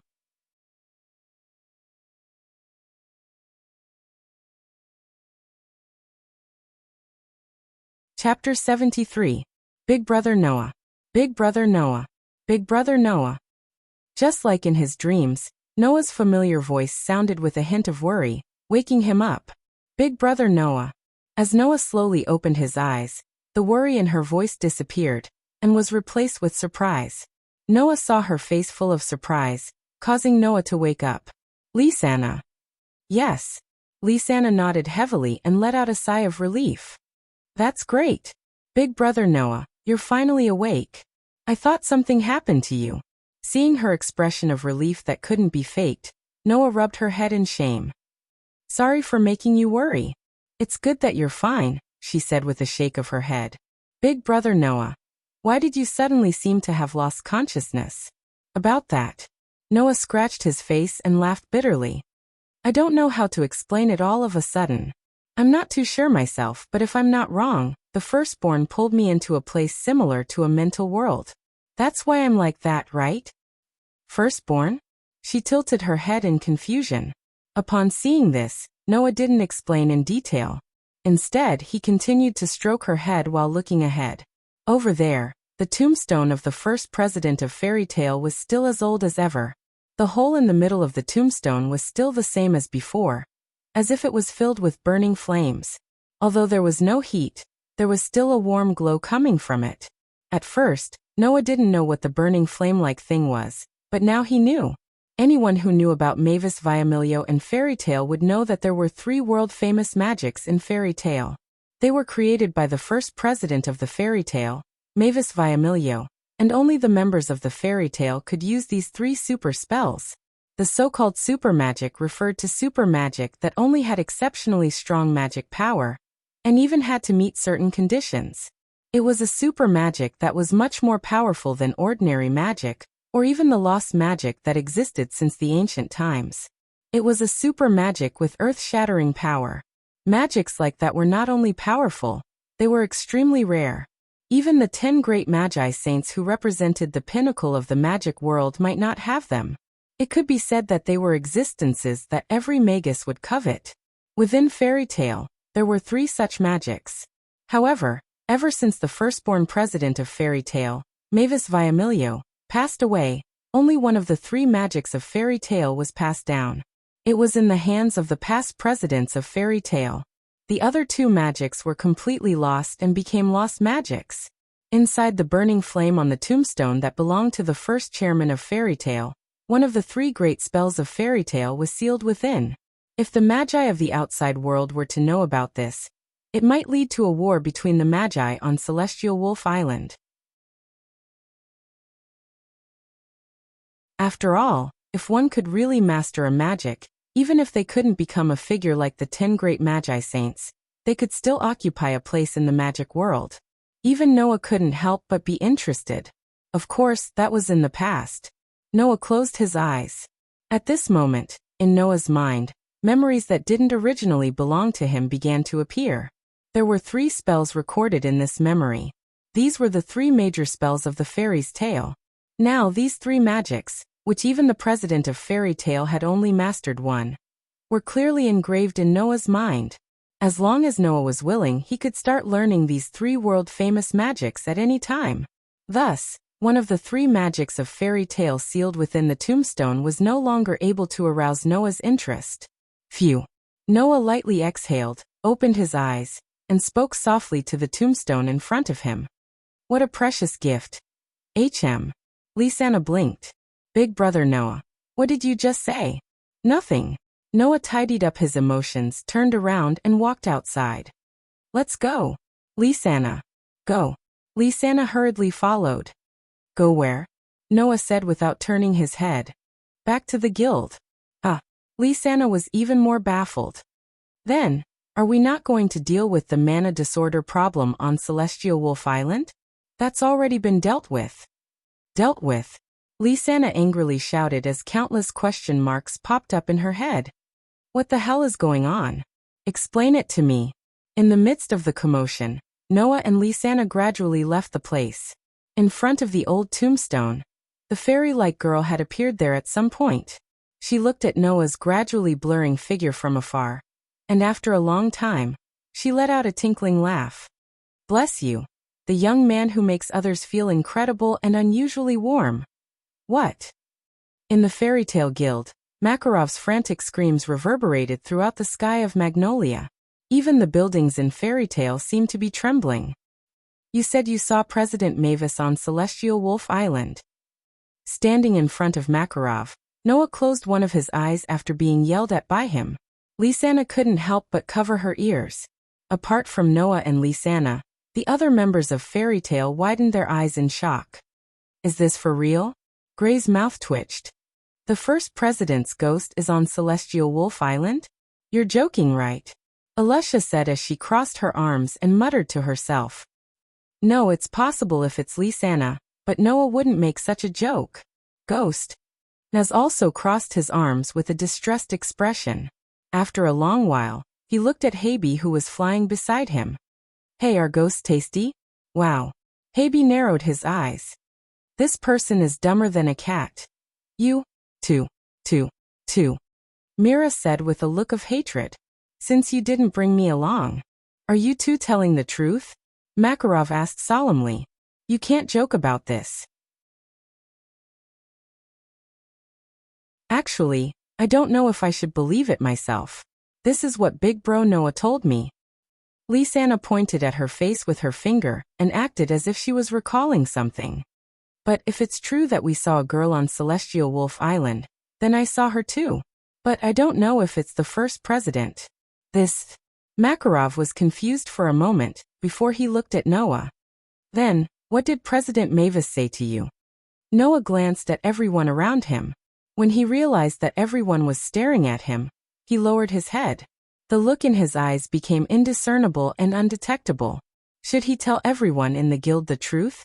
While this thought flashed through his mind, Noah's mind was also running at an extremely fast speed. Until a certain moment, Noah made a decision. Actually, Noah looked at Makarov and said, the first president asked me to stay on Celestial Wolf Island temporarily and learn magic from her.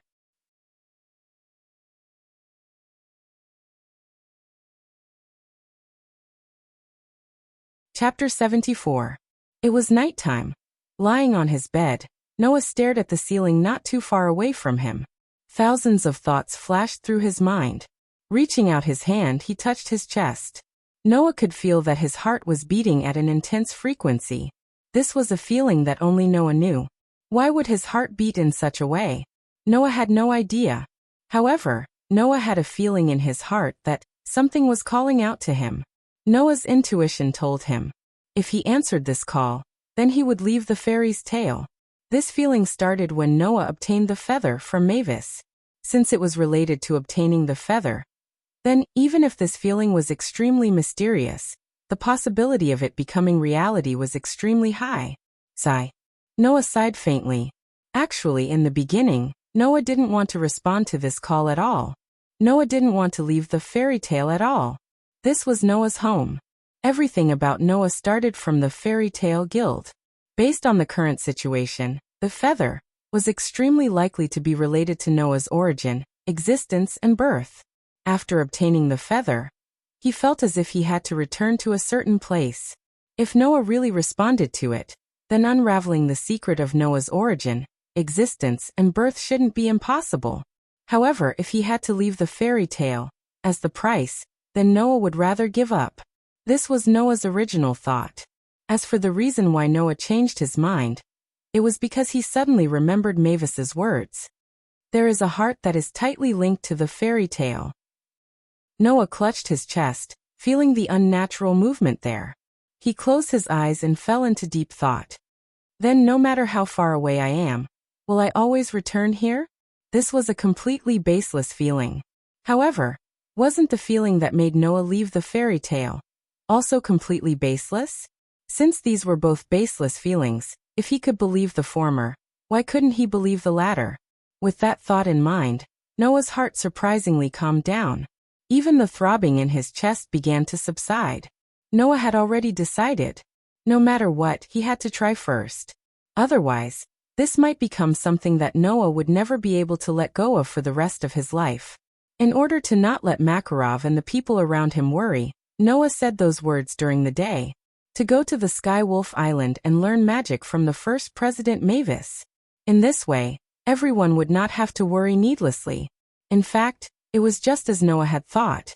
Makarov knew that the first president of the fairy tale would personally teach Noah magic. He was so excited that he howled continuously.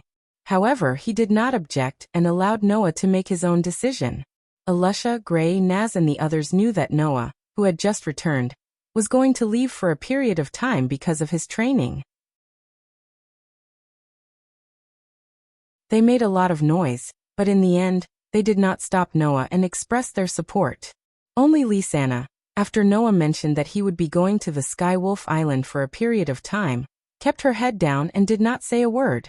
There was no need to talk about Mira. She glared at Noah with a murderous look, as if she had a deep grudge against him. In the end, although they made a lot of noise, Noah's decision to leave tomorrow and stay at the Sky Wolf Island was something that the entire fairy tale guild knew about.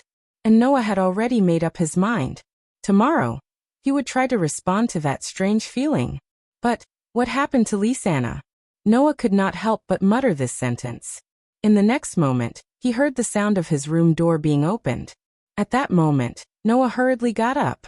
There were many people who would come to Noah's room, but there was only one person who would not knock and just directly enter. Lisanna. Brother Noah. Lisanna walked in with a gentle smile on her face. You're not asleep yet? Not yet. Noah sat on the edge of the bed and looked straight at Lisanna.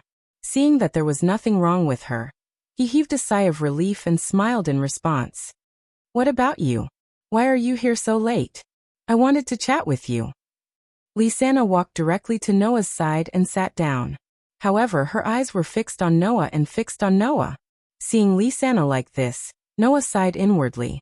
Sure enough, there was something wrong with the situation. I'm sorry. Noah raised his head and shifted his gaze to the ceiling as before. He did not look at Lisanna and spoke as if he was minding his own business. I know my decision is very willful, but, before Noah could finish, his mouth was covered by a finger. Brother Noah is not willful. Ever since we were young, you've been the most rational person around us. Lisanna looked into Noah's eyes. Brother Noah must have his own reasons for making such a decision. I know. You know. For the first time, Noah didn't avoid Lisanna's aggressive gaze and bravely looked back at her. But you're still unwilling to do so, Aren't you? This time, Lisanna was the first to look away. Her voice was a little dispirited. I'm just a little reluctant. Brother Noah has already left for 4 years, and now you're leaving again. Undoubtedly, we've always been together since we were young. Lisanna. Noah couldn't help but hold Lisanna's hand, which surprised her. Back on Celestial Wolf Island, President Mavis told me that I have a heart that's tightly linked to fairy tale. Noah channeled all his emotions into his words, attempting to express them through words. Fairy's tale will always be my home, my home. No matter how far I go, I will always come back. Then, how long will you be gone this time? Lisanna finally could not help but ask the question she was most concerned about. Another 4 years? Noah could hear the reluctance in her voice. For a moment, Noah even considered giving up on his decision and staying in fairy tale. After all, to be honest, Noah himself did not know when he would return. However, if he really did that, Noah's perception of himself would remain at the level of a different monster from others for the rest of his life. Was that really okay? At the same time as he asked himself, Noah closed his eyes. After a while, he suddenly opened them. 3 years. Lisanna was stunned. 3 years. Yes. Noah nodded heavily, his tone incomparably firm. No matter what, I'll definitely return in 3 years at most. This sentence was still without any basis. However, at this moment, Noah had already decided that no matter what, he would definitely return to fairy tale within 3 years at most. Even if the situation did not allow it, Noah would still think of a way to return. Even if he died, he would return.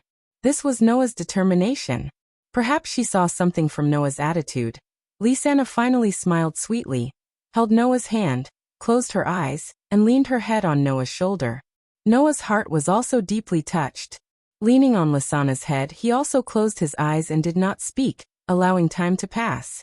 Noah and Lisanna, who were immersed in tenderness, did not notice. Outside the door, a figure left a trail of white ponytail in the air and quietly left.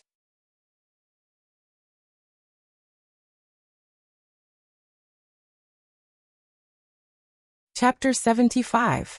The sun gradually chased away the darkness of the night and illuminated the entirety of Villa Magnolia. It also illuminated the fairy tale that seemed to always be in the center of the town, causing the signboard to shine brightly. At this moment, she was arranging the clothes she had taken out from the wardrobe and stuffing everything she had brought into Noah's luggage. What's missing? Noah, who had put his magic sword into a cloth bag, looked at Lisanna with a helpless expression. I say, Lisanna, I'm only going on a long trip, not to seek refuge. There's no need to pack all my clothes and stuff into my luggage, right? What are you talking about? Lisanna spat out her dissatisfied words without even turning her head. Big brother Noah, you're going to Celestial Wolf Island this time, not near Magnolia. You can find food on the island, but will you be able to find clothes on the island? Still, there's no need to bring so much, right? Noah looked at the luggage that was almost bigger than his bed and rolled his eyes. Can't I just bring 1 or 2 pieces of clothing and 1 or 2 other things? Then what if you can't find them when you need them? There's always a way. I'm going to an island, not a desert. Do you think I'll die of thirst or starvation? But, seeing that she was still unwilling, Noah decided to cut the Gordian knot. No matter what, it'll be a burden for me to bring too many things. I'm not a Lusha. I don't have to bring a carriage full of luggage with me every time I go on a mission. Then, under Lisanna's regretful gaze, Noah took out the things he didn't need, and the things he prepared too well. He only stopped when his luggage was reduced to the size of a parcel. He hung it on the cloth bag that contained the knight's sword and slung it over his shoulder. That'll do. All right. Lisanna still didn't seem to feel at ease. Noah couldn't help but stroke her soft hair lovingly. Even though I'm going far this time, I have experience living in the wilderness, mountains, and forests. I won't starve to death anywhere. Only then did her expression look much better, and she nodded reluctantly. Noah walked down the stairs with her. When he appeared in front of everyone in the guild, the noisy guild instantly quieted down. Everyone's eyes were fixed on Noah. Some were filled with blessings. Some were filled with smiles. Some were filled with reluctance. Some were filled with understanding. Noah's heart couldn't help but calm down. Alusha, Naz, Gray, Kana, Elfman, and even Leia, who was in the corner, quietly looked at Noah, not intending to say anything. There was a complicated look in Myra's eyes for a moment. After a while, she snorted coldly and turned her head away with a look of indifference. Makarov walked up to Noah and looked up at Noah. "Are you ready?" Noah didn't answer. Instead, he nodded, causing Makarov to sigh. "You're a smart child. You've been very sensible since you were young. You know how to work hard and take care of yourself. You also have experience cultivating outside. I'm not worried about whether you'll be able to live a better life." Speaking of this, Makarov smiled benevolently. "But if you miss home, you can come back at any time. Understand?" Noah suppressed the surging emotions in his heart, but he couldn't help but put on a smile on his face. "I understand, Grandpa. Celestial Wolf Island is our sacred land. Since you plan to live there, you have the duty to protect it," Makarov said seriously. The strength of the first chairman, Mavis Viamilio, when she was alive was almost unseen. She also possessed extraordinary wisdom and knowledge. She was familiar with almost all kinds of magic. Since the first chairman intends to personally teach you magic, you have to learn it seriously, Makarov said with some expectation. With your talent and the powerful magic that you were born with, perhaps you might have the opportunity to learn the 3 great spells that President Mavis created when she was still alive. Fairy tale. That's hard to say. Hearing this, the members of the guild were also looking forward to it. They obviously wanted to see the 3 great magic spells of the fairy tale. Noah couldn't help but apologize to everyone in his heart. After all, Noah didn't really intend to let Mavis teach him magic. However, Makarov and the others' expectations weren't disappointed. Although Noah said that Mavis would personally teach him magic, it was just a white lie that he didn't want others to worry about him. However, this lie wasn't completely made up. At the very least, the 3 great magic spells of the fairy tale that Mavis created were indeed lying in Noah's mind, waiting for him to learn and control them. Thus, Noah looked around at everyone present and nodded solemnly. "I won't disappoint everyone." Hearing this, everyone in the guild gave Noah their blessings. "Take good care of yourself, Noah. Don't forget to bring back some specialties when you come back." Yes. If there's anything good on Celestial Wolf Island, don't forget to bring it back for us to enjoy." The kind words of farewell made Noah feel rather emotional, but he still responded to them one by one. However, not everyone's farewell was so heartwarming. "Noah." Naz jumped out from the crowd and raised a fist. "Let's have a showdown." Naz. Habe sighed helplessly. "Naz." Lisanna said angrily. "Why are you still like this at a time like this?" "Idiot." Gray said teasingly. "Only a guy like you, whose head is filled with fire, would keep making things difficult for himself." Gray's voice became softer and softer as he spoke. There was no other reason. At this moment, Naz was no longer as hot-blooded and impulsive as before, shouting, "Let's have a showdown," and rushing over immediately. At this moment, there was only a serious expression on Naz's face that didn't match him at all. Noah also looked straight at Naz, whose face was full of seriousness, and spoke after a while. "Naz, are you serious? Ever since I came to Fairy's Tale and lost to you, I've always wanted to challenge you again. For this, I've worked very hard for the past 4 years. Naz grinned. "You're going to leave again now. When you come back, you'll definitely become stronger, but I can't wait." Noah. The raised fist was burning with flames that made the air in the entire guild hot, and Naz's expression became as ferocious as a beast's. "You can leave, but you have to have a showdown with me first." The whole place was silent. Feeling the scorching temperature rising from Nazi's body and the ferocious magic power that was like real flames, Noah closed his eyes and then suddenly opened them. "I understand. I accept your challenge." Naz smiled, and his smile was unusually hot-blooded.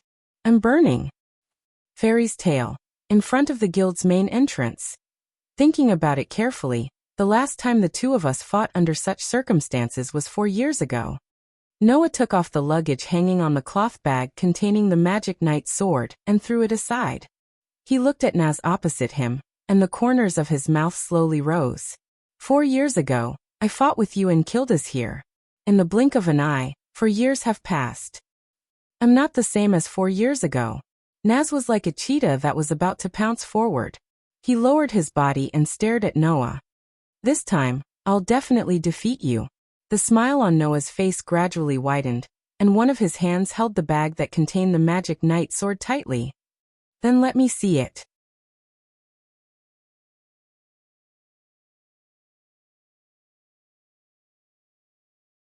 Chapter 76.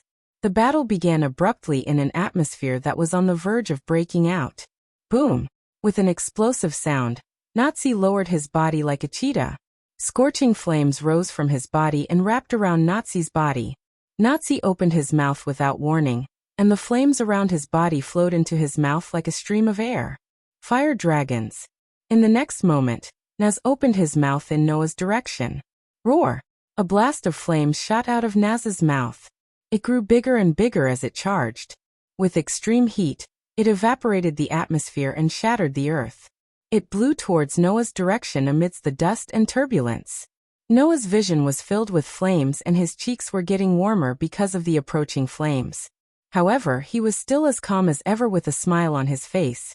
Without any intention of dodging or using magic, Noah grabbed the cloth bag that held the magic knight sword, and held the hilt of the magic knight sword in the bag. He held the bag horizontally in front of him, until the raging flames blew in front of him. Then he swung it to the side. Whoosh! As if a gust of wind suddenly appeared in front of Noah.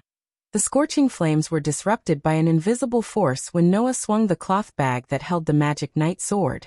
They scattered into sparks that filled the sky. Seeing this scene, everyone present sucked in a breath of cold air.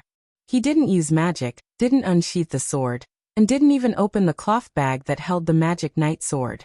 With just a wave of his hand, Naz's powerful flame breath was disintegrated. As expected, Alusha and Mira stared at Noah, who was full of smiles. He's already stronger than us, big brother Noah. Lisanna seemed to be a little excited, as if she was the one who was standing in the middle of the battlefield. What's wrong? Noah put down the cloth bag in his hand and looked straight at Naz, who was opposite him. If that's all you got, you can't beat me, Naz. I'm just greeting you first. Not only was Naz not discouraged, he even smiled excitedly. Now it's time for the main show. After saying that, a majestic mana surged out from Naz's body, causing the flames around him to burn even more fiercely and hotter than before. And the strength of this mana was far beyond that of an ordinary magic shooter. Even many of the veteran magic shooters in the guild could not compare to him. The sudden appearance of such a powerful demonic energy directly caused the nearby crowd to become quiet. Numerous bewildered gazes were immediately shot over and paused on Naz. Their expressions had also become somewhat interesting. This Naz is already so strong? Looking at Naz, whose cherry-colored hair was fluttering in the dense flames, whether it was the veteran magic shooters in the guild or Naz's childhood playmates, they were all shocked.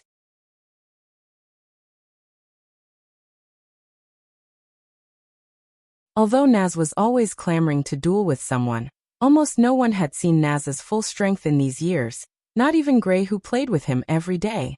Therefore, at this time, no one in the great fairy tale knew that Naz had unknowingly become so strong. Apart from those S-rank magic shooters, there shouldn't be more than 5 people in the entire fairy tale who could compare to Naz. This guy, even we didn't know that he had reached such a level. Mira and Alusha looked at each other and couldn't help but smile. Tisk. Gray smacked his lips, but his line of sight was fixed on Naz. Obviously, this guy, who could definitely be called a sworn enemy with Naz, was competitive because of Naz's strength. How is it? In the center of the field, Naz, who was surrounded by surging flames, smiled proudly. I've become stronger, right? Indeed, you've become stronger. I believe that there are not many people in the guild who can beat you, Naz. Noah looked straight at Naz and suddenly smiled. But if it's only to this extent. Before he finished his words, Noah's figure suddenly trembled. Looking at Noah, who stopped in front of him without moving, Naz's expression suddenly changed. The flames around him suddenly shook, and like a propeller, it made Naz's figure glide backward. The moment Naz retreated, a black shadow suddenly appeared. The long cloth bag carried a terrifying oppressive wind and sharp air-tearing sound as it fiercely slashed at Naz's original position, brushing past Naz's face. At this moment, Noah's figure on the opposite side began to dissipate. He held the cloth bag and appeared at the side of Naz's original position. An afterimage? In the crowd, Mira and Elisha's eyes narrowed at the same time. So fast. Lisanna and the others covered their mouths in astonishment. Fire dragons. Naz, who dodged Noah's attack, stopped retreating, leaped forward, extended his arm, and clenched his fist.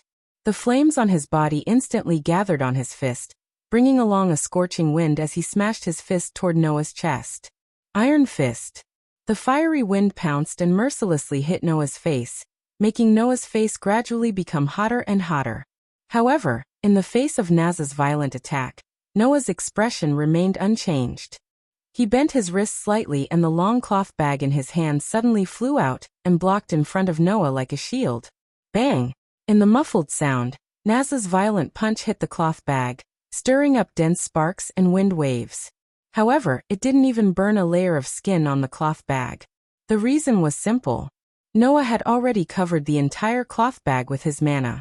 Unless Naz had the ability to disperse the mana that Noah covered the cloth bag, Naz, a dignified dragon slayer archmage, couldn't even destroy the cloth bag that Noah used to store the magic knight sword.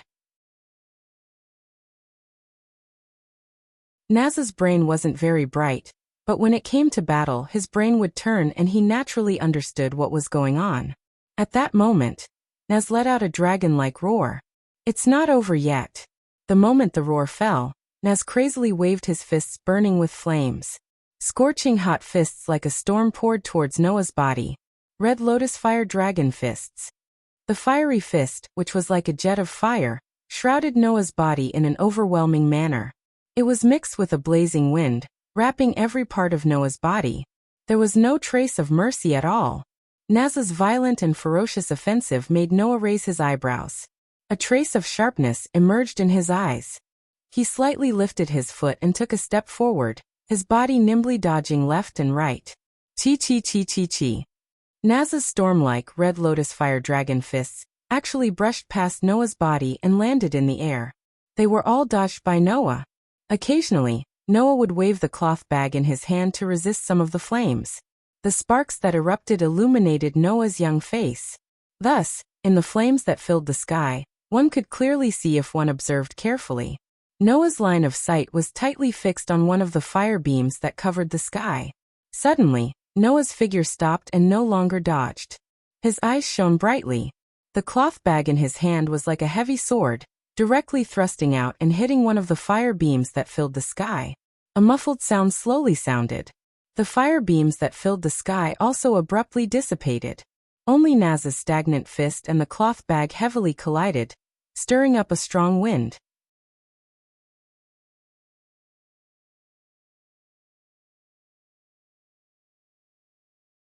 Chapter 77. Wah! A shockwave spread out from the battlefield and blew onto the surrounding fairy tale players, causing quite a few of them to cry out in surprise. Ha! Feeling the fierce force from Naz's fist, Noah let out a low growl. Vigorous magic power burst out from his body and poured into Noah's arm along his body. With the support of such vigorous magic power, Noah's arm seemed to have become slightly thicker than before. Under such circumstances, Noah suddenly shook his arm, and an explosive force surged out from his arm and rushed into the cloth bag. Finally, it rudely went along the cloth bag and hit Naz's fist that collided with the tip of the cloth bag. Bang! A sudden burst of power came crashing down, causing a loud clashing sound to ring out. Then, the scorching flames covering Naz's fist were completely dispersed by this impact, causing Naz to be shocked. Pah! On the other hand, Noah didn't hesitate at all. Taking advantage of Naz's surprise, he heavily slapped the cloth bag. Whoosh! The cloth bag wrapped in vigorous magic power was like an arrow that left the bow and shot toward Naz, who was close at hand. Shooting at such a close distance, even with Naz's reaction, he almost couldn't react in time. When he finally reacted with great difficulty, The tip of the cloth bag containing the magic knight sword, which was the tip of the magic knight sword in the cloth bag, had been imprinted in Naz's eyes and gradually enlarged. Damn it! Naz roared again. He turned his body sideways and turned his body upside down in the air. He stretched out a foot with his head down and feet up. Naz's foot immediately burned with a scorching flame. Fire Dragon's hook claw. The foot burning with flames fiercely kicked the cloth bag that was shooting toward him. Clang! A crisp sound of steel clashing resounded through the sky. Naz's figure and the cloth bag that was shooting toward Naz flew out almost at the same time. Pa! Noah directly stretched out his hand and caught the cloth bag that was flying back. Goo! Naz fell to the ground with his back in a somewhat embarrassing state. After smashing heavily on the ground, he bounced up and knelt on one knee with one hand pressing on the ground. He finally stabilized his body. It was clear at a glance who had the upper hand in this duel. Moreover, Naz had already used all his skills and his magic power was almost squandered in a wasteful way. He attacked crazily and displayed 120% of his strength. As for Noah, not to mention magic, even his usual weapon had been kept in the cloth bag. He didn't display his impressive swordsmanship. He only used magic power to strengthen the toughness of the cloth bag. Throughout the whole process, he was unilaterally dealing with Naz's attacks and hadn't even started to exert his strength. As a result, Naz displayed 120% of his strength, but Noah didn't even know if he used 1/10 of his strength. Naz still ended the duel at a disadvantage. Was there any suspense in this duel? So strong. No matter how stupid Naz was, it was impossible for him not to realize how big the gap between him and Noah was. He clenched his fists, his eyes and expression were shaking, and his body was trembling. Seeing this, the people of Fairy Tale were amazed at Noah's outstanding strength, and at the same time, they looked at Naz with pity. Naz. Habi had tears in the corners of his eyes, and looked like he was about to cry. It seemed that he couldn't bear to watch anymore. Mira, Elusha, Lisanna, Gray, and the others quietly watched the development of everything in silence. Makarov, who had been watching the entire duel silently, glanced at the calm Noah and then at the wavering Naz, and a gratified look appeared in his eyes. Naz, you should thank Noah for creating the motivation for you to become stronger before leaving. In the middle of the field, Noah looked at Naz, who was clenching his fists, trembling all over, and his eyes gradually became serious. Naz. The extremely abrupt call startled the trembling Naz, and he looked over blankly. Become stronger. Facing Naz's sluggish gaze, Noah indifferently opened his mouth and said such a sentence. Then come and challenge me. Hearing this, Naz's eyes trembled, but the trembling of his body inconceivably stopped. His expression gradually recovered, and he revealed a big smile. You're really strong. Naz lowered his hands and stared at Noah with a burning gaze. Next time, let's have another duel. Noah closed his eyes, but the smile on his face could not be concealed. It was not until this time that the people of Fairy Tale realized what had happened. It was obvious. Naz had admitted defeat. This duel, Makarov announced on the spot. The winner Noah. Oh. All the magic shooters of Fairy Tale cheered, and they were not stingy with their cheers for this wonderful duel. Naz. Habi flew directly into Naz's arms, and his face was full of worry. Are you okay? Ah. Naz nodded heavily, hugged Habi, and looked at Noah, who was in the middle of the crowd, with a strong fighting spirit blooming in his eyes. Hey Habi. And Habi raised his head and looked at Naz in a daze. I want to be strong. Naz made such a declaration in a firm and hearty voice. Become stronger than anyone else. Love. Habi cried out loudly. If it's Naz, it's definitely not a problem. Is that so? Naz laughed out loud. Not far away, Noah, who was in the middle of the crowd, looked in the direction of Naz, and his heart was more or less surging. Although Naz was not as strong as Mira and Elusha, and was not comparable to Lax's, but after the battle with Naz, Noah had such an incredible feeling in his heart. If there was someone in the crowd of Fairy Tale who could surpass Noah in the future and catch up with Noah's footsteps, then this person, in all likelihood, was Naz. From Naz, Noah saw almost infinite possibilities. So Noah deeply believed in this. Just as the crowd of Fairy Tale cheered because of the end of the battle between Noah and Naz, on a high point not far from Fairy Tale, several figures were standing there. Looking down at Noah, who was surrounded by Fairy Tale people, Laxus's expression did not change at all. However, Freed, Bikesrow and Albarglin, who were standing beside Laxus, could clearly see that Laxus's hand, which was crossed in front of his chest, was tightly grasping his arm, almost scratching his skin. That Noah. Freed looked at Noah with a serious gaze. He didn't use magic, nor did he use any weapons, nor did he take the initiative to attack. He just dealt with it passively, yet he was able to suppress Naz? Speaking of which, Naz's strength has also improved a lot. Bikesrow seemed to be in disbelief. Looking at his current strength, even if our Thor Council made a move, it is very likely that we can't beat him in a one-on-one fight. I have no interest in Naz. Albarglin said directly. I want to know what Noah's true strength is more. As soon as these words came out, Laxus immediately turned around and walked in another direction without looking back. Laxus. The three people of Thor Council all let out anxious voices and chased after him. Laxus, who did not care about Thor Council, had a ruthless look in his eyes as he left such a sentence. When you come back, I will prove that I am the strongest one.